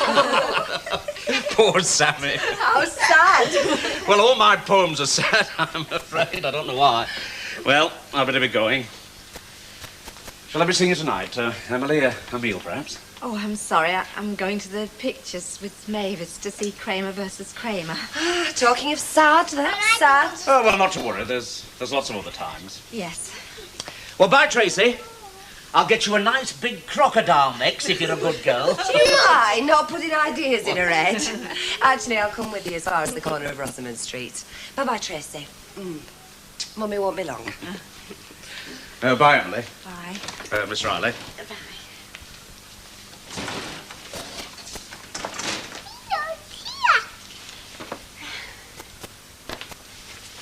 You'd rather be going out with him, wouldn't you? No, of course I wouldn't. I want to see this film. Liar, Emily Bishop. Well, I do enjoy Arnold's company, I must admit. What do you think of him, then? Oh, he's very nice. Quite charming, in fact. He's got a very nice sense of humour. Yes, he makes me laugh a lot. Yes, he's very nice.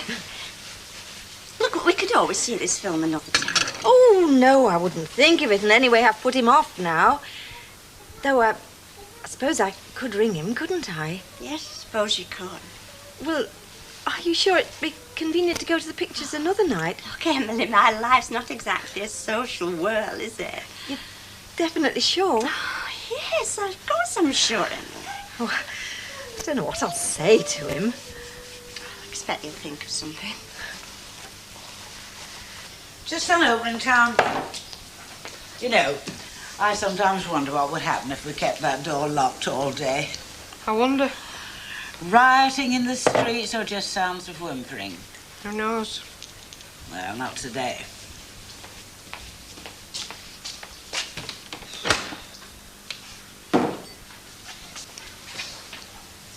Ed, Yes, Mrs. Walker. is it personal or can it be shared? What? Whatever's drained the life out of you. It is very personal. I'm sorry. Mrs. Walker. Kirsty. Well, it is very personal, but it'll be common enough knowledge before you can spit out. Dan's left me. Oh, dear. When? Last night. Just a quarrel or permanently? Well, I wouldn't have him back, no way, even if he offered.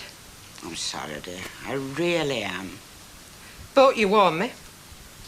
Wasn't going to say that. No, but you did. Betty did as well, and one or two others. I knew what I was getting into. I went into it with my eyes wide open. I'm sure you did, dear. I knew there were other women. I didn't like it. But if that was the only way I could have him, a share were better than nothing. I can understand that, you know, Bet. Really, I can. But I could never condone it. No.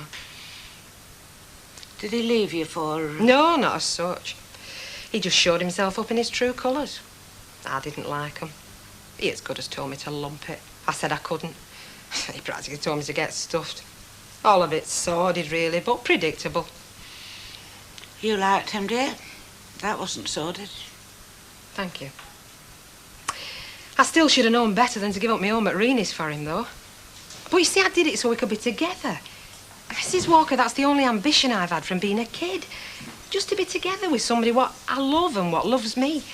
All the rest happened because I could never manage it. I never will. I'm sure you will someday. No, I won't. That's the empty page in my book.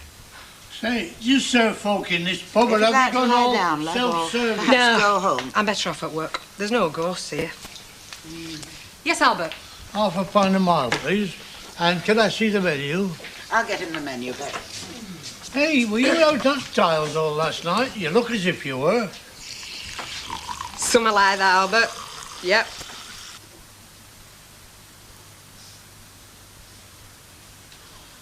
What time is it? Oh, 5 minutes later than the last time you asked. Are you feeling any better? No. Are you? No. I shan't till I get something inside me. Well, you know where the kitchen is. Don't you fancy anything? Oh, I could do with a drink. Well, then. If somebody'd get it for me. There is nobody. There's you. I'd get my death a cold if I went down there. Hilda, What? we might lie here for days. We might. Nobody knowing No caring. till it's too late. Yeah. Oh, well. I'll be out of pain. Oh, me too. Oh.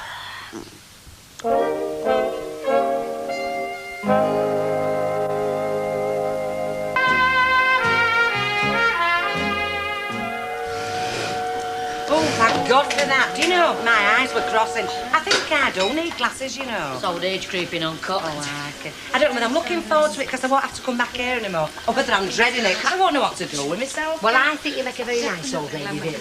You'll probably look a bit like a stick insect, but apart from that... Oh, thank you very much, you cheeky cow. Hey, here's somebody else that needs glasses, but for a different reason. Well, Mr. Baldwin, seen a lot of you today, haven't we? Ida, I find you absolutely fascinating. He finds us repulsive, he finds her fascinating. He's in a very good mood, though, isn't he? Yeah. Hey, I'll tell you something. I think today could be the day when we ask him if we can have that hour off for shopping like they do at Aspinall's. Hey, that'd be good. Hey, that'd wipe a smile off his face. Wouldn't it, eh? So, this is where you are. You're hardly ever at home for your lunch these days. What's the point in eating at home? Oh, yeah, gone off my cooking, have you? Is any Walker about? No? I wouldn't like you to hear me say this, but she makes the finest bowl of soup anywhere at the price. Sets me up for day. Why bother eating and cooking at home? Well, you know what you're being, don't you? You're being subsidised by Annie Walker. I spent enough in her pub in my time. Please, sir, Kenneth. A glass of bitter, please, Mr. Walker. And how's the soup today, Mr. Tatlock? Just average. I'm doing you a favour by having it. Well, you could have praised it a little bit. Rubbish. It'll be even better tomorrow now. I'm a challenge to that woman, you know. You know nothing about psychology, do you? Tell you what, Mrs. Walker. Bet's not her usual self today. Not up to scratch, is she? I'm afraid it's a man friend. He's walked out on her. Oh, no. I'm afraid so.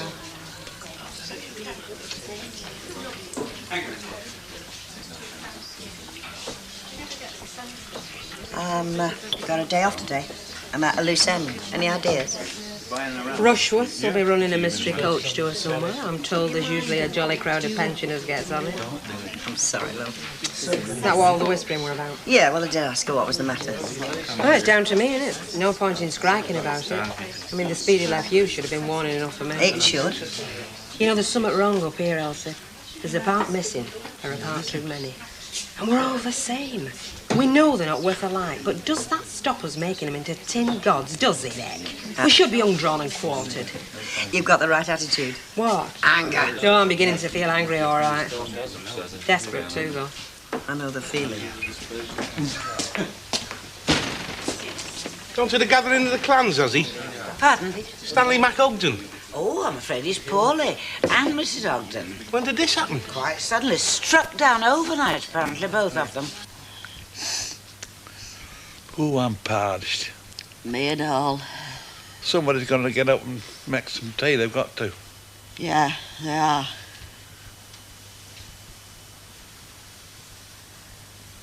Oh, all right. You've lasted me out. No, it's not that, you see. It's just that I shouldn't take any risks, being a breadwinner, you know. Stan, What? just have a look, see if I've left my head on the pillow. I can't feel it. While you're waiting for the kettle to boil, you can make me a bacon butty, can't you? Here, what's that? What? Any survivors? Knock twice with your bolts if there's anyone still alive. Hey, it's Eddie. Oh. We're up here, mate. Thank God for that. Oh.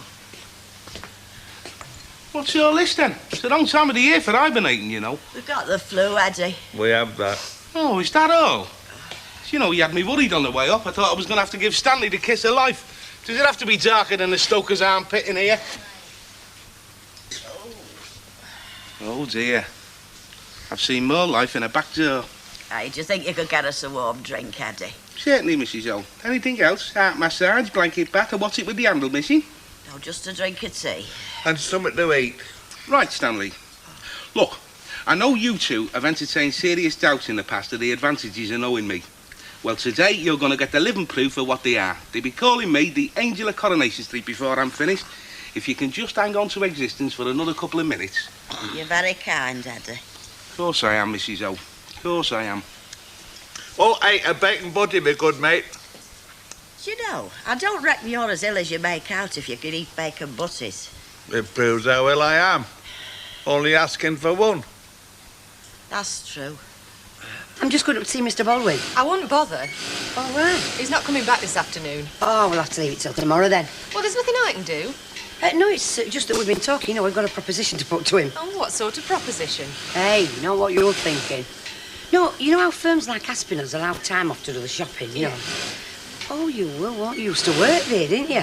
Well, we thought it'd be a good idea if we had it here. You know, on a rota basis, like. Because shops is always packed at door on a Thursday and Friday by the time we finish. Save us lots of hassle. Do you think Mr. Baldwin will agree to it? I'll agree to it, Ivy. Hey? Well, just work out a rota and you can start this week. But don't you think you ought to clear it first Look, from I Mr. am the supervisor, Ivy. It is my province. Right. You work somewhere out then? Yeah, just bring it to me. There's no need to bother Mike. Right.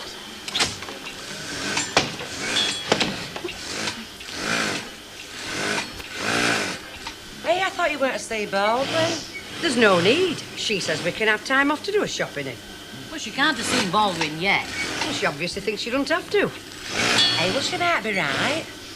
I very much doubt it, Vera. He's still breathing? Oh, yeah, I can see the bedclothes moving. Took it long enough. I had to nip out and get the wherewithal, didn't I? The tea and the bread.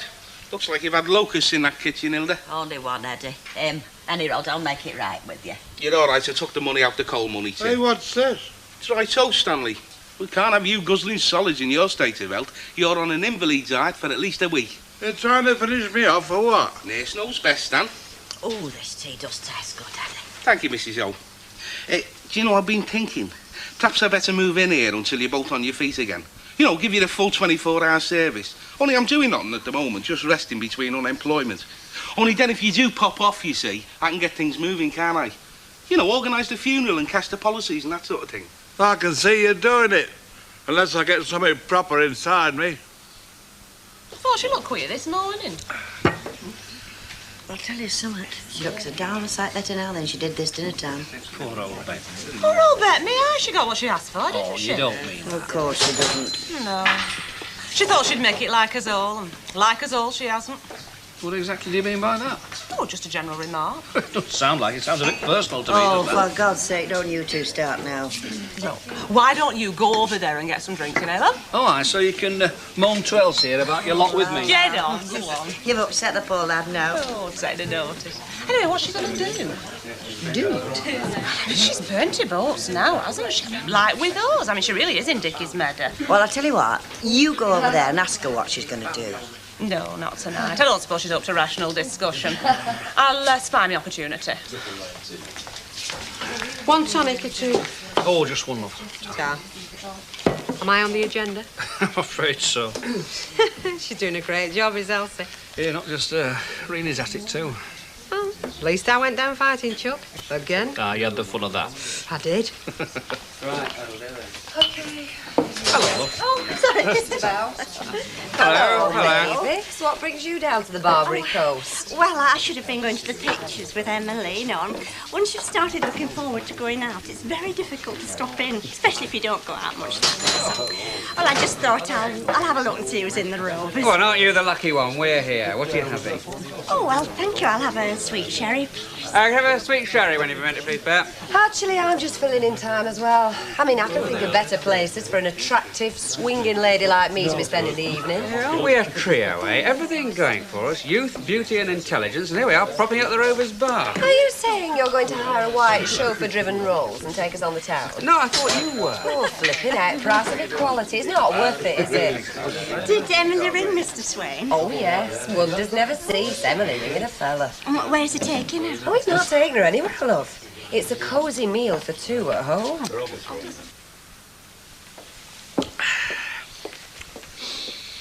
Oh, that was some meal, Emily. Really. Thank you. Black or white? Oh, black, please. I like to taste my coffee. Right. Do you mind if I smoke? I didn't think you did. Oh, just the odd cigar. I find they complement a meal, especially one like that. By all means. Now, these are a present, actually, from my stockbroker. He's on holiday in Tenerife. He knows how I like an occasional cigar, and they're duty-free there. stockbroker. Oh, I know it sounds a bit grand, but I do dabble a bit. I've still to make my fortune, but you have to try and make your money work for you. I'm afraid all mine's in the building society. What I got for the compensation, you know. It's not very enterprising, but safe. Well, if you ever feel like doing something else with it, I'd be glad to give you the benefit of my experience. Glad to. Oh, I'm sorry. Would you like a cigar? No, thank you. Well, women do smoke cigars these days, you know. Why hadn't you noticed? Not really. It's all part of the liberated image, I suppose. You said that as if you don't approve. Ah, you're not going to draw me into an argument. Not tonight. I'm far too relaxed and contented. All's right with my world. Well, that's a pretty big statement. But it's true. I feel rather like a well-fed dog, snoozing in front of a large fire, and that's happiness. We do complicate our lives unnecessarily, don't we? I will not allow it. I will not allow one jarring note to intrude imperfection. I was actually planning to ask if you wanted to play Scrabble. Do you really want to? No! I thought it might come in useful if there was a lull in the conversation. We can survive a few lulls, can't we? I think so.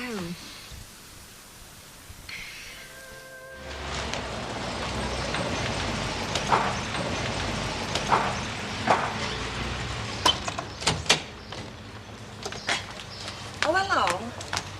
Morning, Vera. Early bird, aren't we? Well, they say early bird catches the worm, don't they? And I've got one, Jack. He's at home now, wondering whether to go to work or not.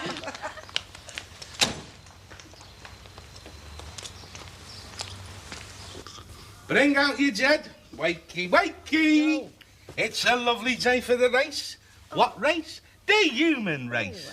It's even a nice day for you in Earlston. Hey, you might knock. Sorry, Mrs. O. I didn't think anything could be going on. How are the invalids this morning? Rotten. Oh, I've hardly slept a wink. I just dropped off when you come busting in. What do you want to wake us up for? Well, I had to wake you up, didn't I? It's time for your sleeping pill. What? Oh, forget it. Look, I brought your breakfast up for you. Breakfast in bed. Now, how long is it, Hilda, since Stan brought your breakfast up for you? Never. That's how long it is. He's brought his own breakfast up a time or two when he's had too much ale the night before. Once, only once, and that wasn't the ale. That was a bad pie. Oh, aye. Yeah. What time is it, any road? It's nearly 8:30. They're all piling into Baldwin's. 8:30? What do you want to wake us up for? Listen, you get woken up earlier than that in hospital, you know.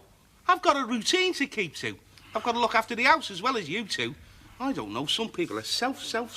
Oh, you should have let us sleep. Right. Fair enough.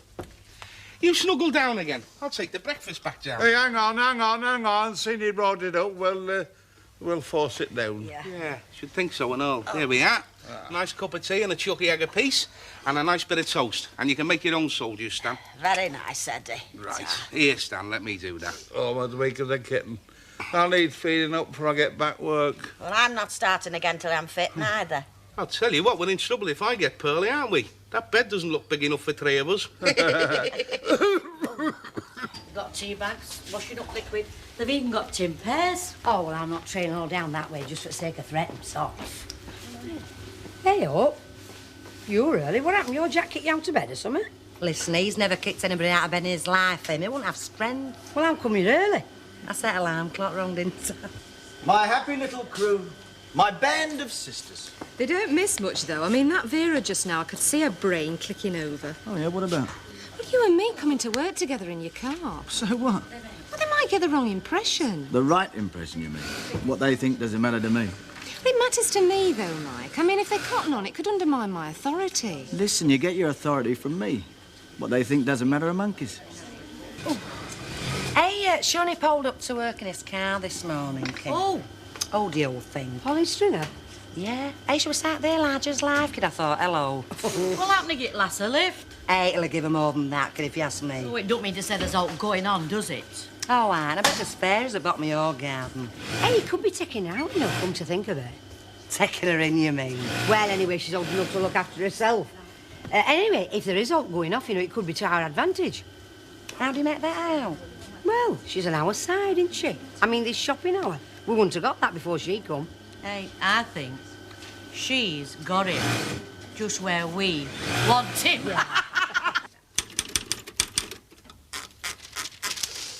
Right, that's that finished.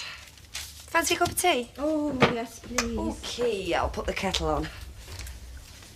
They're hard going, Harrison's accounts. Oh, it's a flight of fancy calling them accounts at all. They're mostly jottings on the back of baked beans labels. Oh. I'll get it. Oh.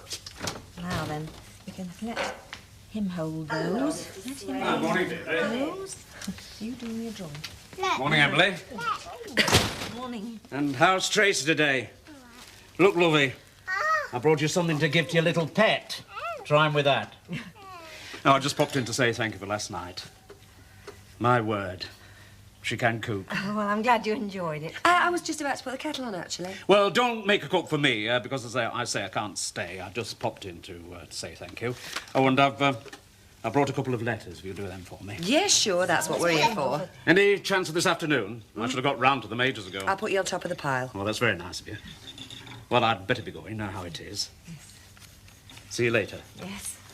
Bye. Bye. Oh, he's nice, isn't it? Yes, he is. I'm glad you think so. Yeah, I think he's smashing. Ever so warm. And he doesn't take things for granted, not like some fellas. No, he does seem very thoughtful. He's very taken with you. Oh, I think that's just his manner. I think he's friendly with everybody. Yes, but he's extra friendly with you. Well, as a matter of fact, last night he was being very helpful about business matters, you know.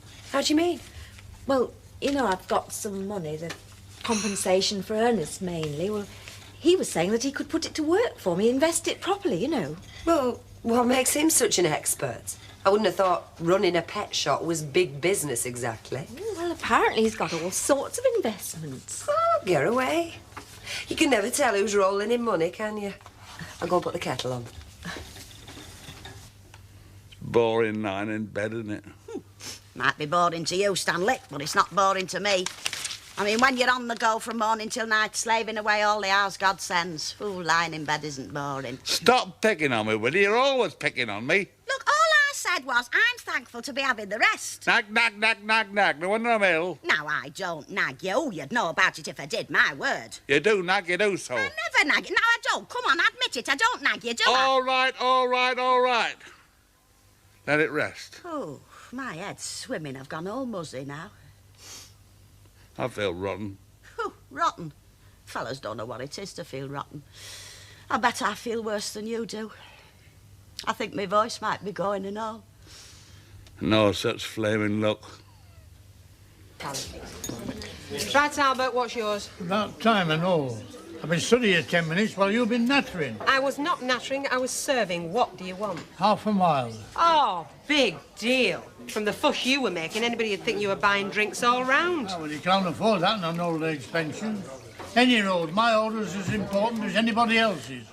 There's no need for you to get shirty with me just because your bloke's slow as hook. Don't take any notice of Albert, love. Don't let him get you down. Get me down? I may not show it, but inside I'm laughing and turning handsprings. There hasn't been a fella born yet it's worth shedding a tear over. Hey, when does that leave me then? I don't like the sound of that much. Well, are you going to give me cause to shed tears? Oh, no, I don't suppose so. No, well, shut up then. What I'm saying is, love, is that anybody can get a fella, but what really counts is you've still got friends. Like you two, you mean? That's what counts, you know. Having friends when you're in trouble. Do you know I understand what you're saying? You want me to move back into your place. Eh?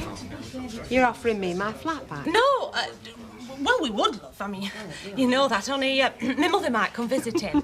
Don't get your tights in a twist. I'm only kidding. I should have moved out long ago. I was only under your feet. No, you weren't, babe. It's okay, Alf. I'm well suited where I am. Definitely. Us Lynches have us pride, you know. No, I don't think people are actually community-minded anymore. Well, you could be right, you could be right. I mean, that's probably why they're holding this special week, you know, trying to get people to think that way again. What did you say it was called? National Community Week. It's in the middle of next month. As far as I'm concerned, they have a national week for everything. Hopscotch, mixed bathing, you name it. Yeah, true.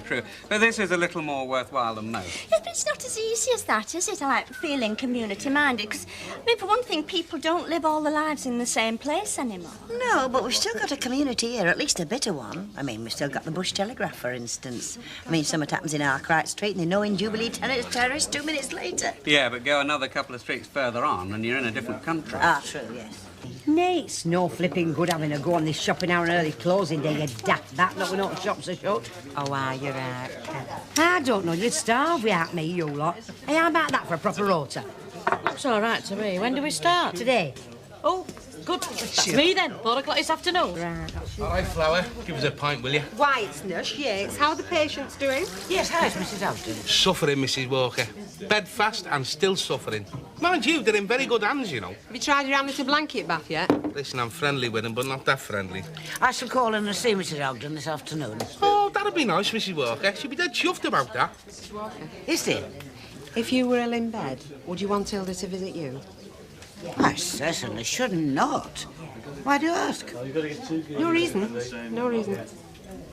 I'll clear away if we've all finished. I'll give you a hand. No, you carry on. I can cope with these. Grace will give me a hand, won't you? You're going to take some of these for me? Are you? Oh, good. You take that one. Well, at least you can read Arnold's writing, not like some people. You're on to Arnold's letter, are you? Yeah, well, he did say he wanted them this afternoon, so I thought I would while I was in the mood. Didn't you say Arnold was supposed to be some sort of a financial whiz kid? Oh, not quite that, but he's very experienced in investing substantial sums of money. Well, it doesn't sound as if he can have much of his own. Oh, what do you mean? Well, this letter, it's to his bank manager. It sounds to me as if Arnold's replying to some sort of a ticking off. Deirdre. Look, Emily, you can't help reading people's business letters if they give them to you to type, can you? I mean, I can hardly do it with my eyes shut. Well, no, of course not. It sounds as if Arnold is saying, will the manager be very nice and let him keep his overdraft going? Oh, I see. Sounds as if Arnold's short to the readies, just like the rest of us.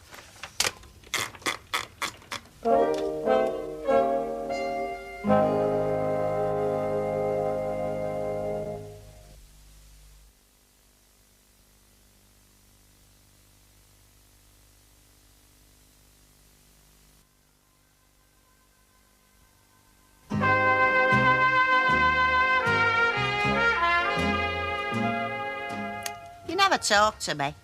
It's like being married to a horse or some other dumb animal. What are you talking about? Of course I talk to you. No, you don't. Oh, you say things like, where's me dinner, or what we having for us tea.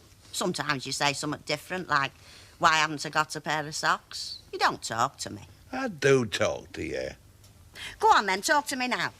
Look, I'm trying to do my football pulls, aren't I? See? You can't do, can you? You can't do a proper conversation like an intelligent person. Yes, I can. Go on then, let's hear you. Well, what about? Well, anything. You pick a topic, somewhat interesting, what we can discuss. Hilda, I'm feeling poorly. Oh, see, I knew you couldn't do it. I can. Look, these football pools, they use Australian teams on them. How do you mean? Well, we don't play football in England and summer, you see, so they use Australian teams. Well, what about it? Well, so they've got funny names. You can't understand. Look, here's one. Heidelberg. Well, I mean, that's abroad, isn't it? Well, Australia's abroad. No, it's not.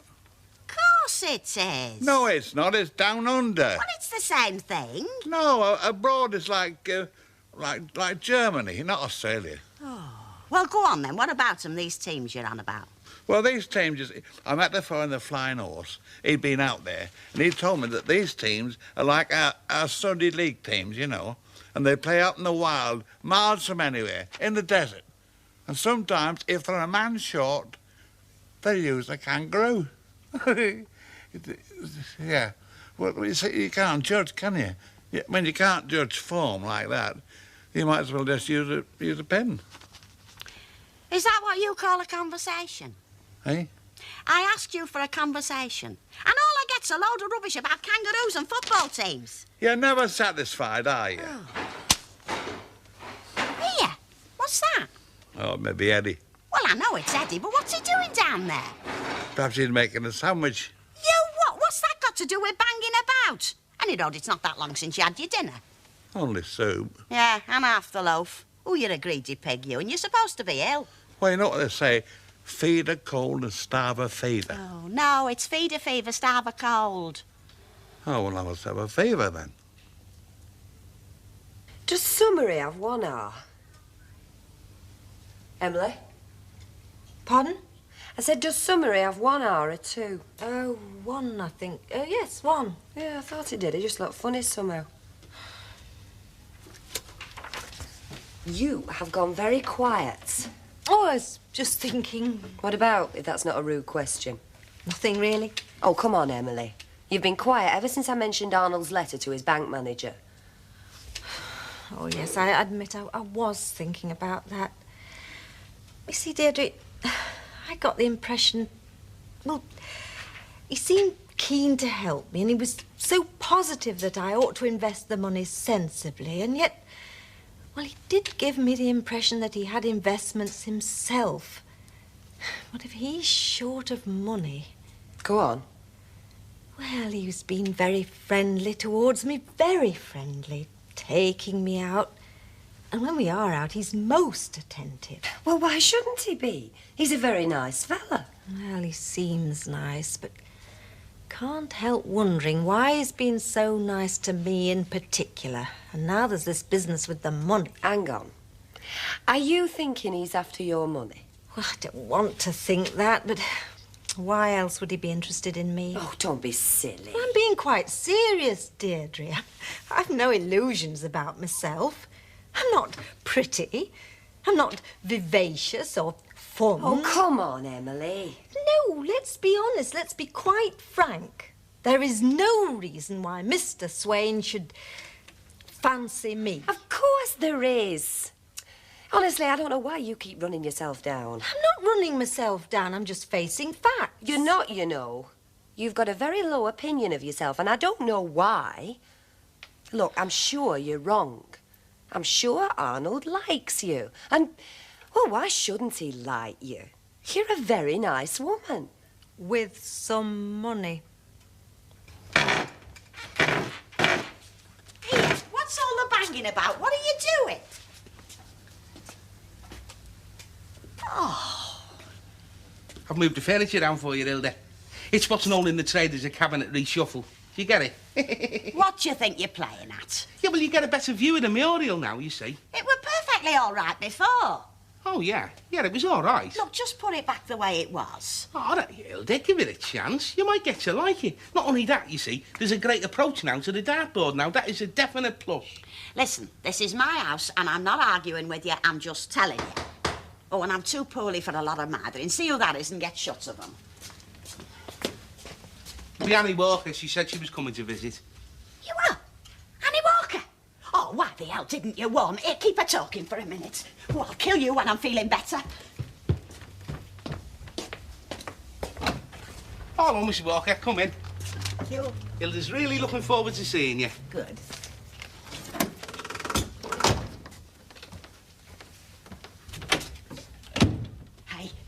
Hey, wake up. Wake up. What was it? Annie Walker's here. Oh? Annie Walker, you pie can. Now here, don't you go showing me up. Oh, hell. Come in. Oh, Mrs. Walker, what a nice surprise. I've come to see how you are, Mrs. Ogden. Oh, isn't that kind? Look, Stan, isn't that nice? Oh, very nice, yeah. Oh, make yourself comfortable, Mrs. Walker. Pull that chair up. Oh, just throw Stan's pants on the bed end. That's it. I won't come any closer. No, better not. You don't want to be getting our germs. We don't want anybody else's germs. Well, tell me, Mrs. Ogden, how are you feeling? Oh, terrible. Terrible. Splitting head, chest pains, weak as a kitten. Mind you, I'm a lot better than I was. Well, you're moving in the right direction. Yes, and Stan's on the mend, though, aren't you, Chuck? Oh, slowly. Very slowly. Good, good. You won't have been in this room before, Mrs. Walker? No. Fortunately, the necessity hasn't arisen. Stan's going to decorate next week. And my Alice. Oh! Something wrong, Mr. Ogden? Oh, it's his chest, you know. It's still very painful. Well, he was going to decorate before, only, of course, he's been that busy, and then what with being ill. Kettle's on. Not on my account, please. I can only stop a moment. Oh, it's no trouble, Mrs. Walker. Eddie's very willing. I'm administering to their every need, Mrs. Walker. Do you know what they call me? Lawrence Nightingale. You're going to make some tea? Come have something to eat. I don't know how you do it, Stan. He can't half-shift it, that lad. Talk about a sludge gulper. And that's when he's ill. Well, I've got to build my strength up, haven't I? Oh, all right. The kettle'll be boiling. Where are the cups, Hilda? Oh, wait, I think you took them downstairs, Eddie. She put them under the bed. Under the bed? They are and all. What are the mugs doing under the bed, Hilda? Definitely the wrong sort of china for under the bed. Isn't that right, Mrs. Walker? It's 4:30, Ida. Better get off then. Yeah. Hey, you lucky beggar. Well, you'll have your turn. What's up, Ida? You ill or something? Oh, it's my shopping hour. You're what? I'm first on road tonight for shopping hour. Shopping hour? Well, what the hell are you talking about? Yeah, it's all agreed, you know. Pauline's agreed it. Agree what, for God's sake? A shopping hour on a rota basis. Time off during the week to get our shopping in while the places are open. We talked it up with Pauline and she's okayed it. No way. How do you mean, no? It's all been settled. Over my dead body it's been settled. And yours too, if necessary. Well, look at me. Am I going or what? Yeah, Pauline's management, you know, and she said it were a deal. I'm the management and I said forget it. Now get that coat off, Ida. It's an hour till knocking off time. Hello, Mr. Swade. Come on in. Oh, thanks. Emily in? Yes. Ah. Oh, hello again. For you. Oh, how lovely. Oh, just a little thank you for that wonderful dinner you cooked me last night. Oh, did you manage to get that typing done, Deirdre? Yes, it's all ready for you on the table. Oh, just the job. You know, that's the first thing all day that's gone according to plan. I've been running around like a scalded cat. Hardly stopped. Not had a cup of tea since lunch. Oh, well, you're in luck, because Emily was just going to put the kettle on, weren't you, love? Yes, I don't see why not. Only don't make one for me. I'll go and pick Tracy up. Oh, I was wondering where little madam had got to. Oh, she's been at her pals all afternoon. I'll just go and get her. See ya. You've had a hard day then, Arnold. Well, I don't know about hard. A bit hectic. I've been to see a litter of pups that a chap wants me to sell. Red setters. 10 of them. Wonderful dogs. But all as mad as hatters, you know. And what with one thing and another, it's been rush, rush, rush. Still, better busy than bankrupt, eh? Hey, she'll sort it out. I won't like to bet on it. I've phoned Chester's and they've okayed delivery on the new order. Right. Now, look, what's all this nonsense about having an hour off each week to do a bit of shopping? Pardon? Well, I just caught one of the girls waltzing off to do a bit of shopping, and she said that you told them they could have an hour off each week to do it. Well, it's not unusual now. A lot of works do it. Oh, yeah, but not here. Not in my works. Look, just a minute. What are you playing at, giving that lot an extra hour off without my say-so? Well, the girls made out a good case. It keeps them happy and working well. You hired me to take decisions. I didn't hire you to cost me a fortune. You would have felt sure you'd be all in favour. You just calmly cut an hour off their working week, just like that, without my say-so. I'm running a business here, darling, not a charity. I mean, you're a bit stupid. Do you mind not talking to me like that? And incidentally, it's a bit different to the way you were talking to me at 2 o'clock this morning. Yeah, well, don't drag that into it. I mean, this is business, that was pleasure. Look, I'm not cutting an hour off their working week. I mean, what do you think I am, Father Christmas? Yeah, but you're just not thinking about it, Mike. You're not going to lose by it. Exactly, because it's not going to happen. It's about time someone told them as well. Right, girls, can you just hush down a bit? I want to get this point over, so I'm going to tell you loud and clear. Now, all this nonsense about having an hour off to do a bit of shopping, right, it's all a complete misunderstanding. Are you telling us we can't have it? You were never going to get it. Right. Now, it's 50 minutes to knocking off time, so let's get a bit of work done, shall we? You remember what work is, don't you? It's what pays your wages. Do you realise what you've done? I've just solved your foul up. Look, I hired you to solve situations like this, not cause them. Completely destroyed my authority with those girls. You've as good as told them to take no notice of anything I say. Yeah, well, you'll have to be a bit more careful in future. There is no future. You've made my job impossible. Oh, come on. You're just a bit upset because you stepped out of line and I made you step back in. You deliberately humiliated me out there. Well, you can take your job, and your fast car, and your charm, and stick the lot, because I've had enough of it. And you.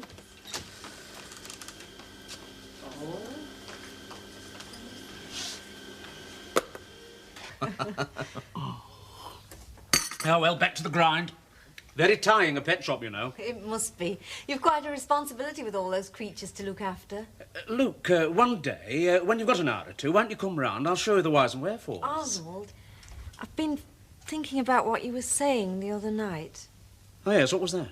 About making the best investment with money. Well, you need to, you know.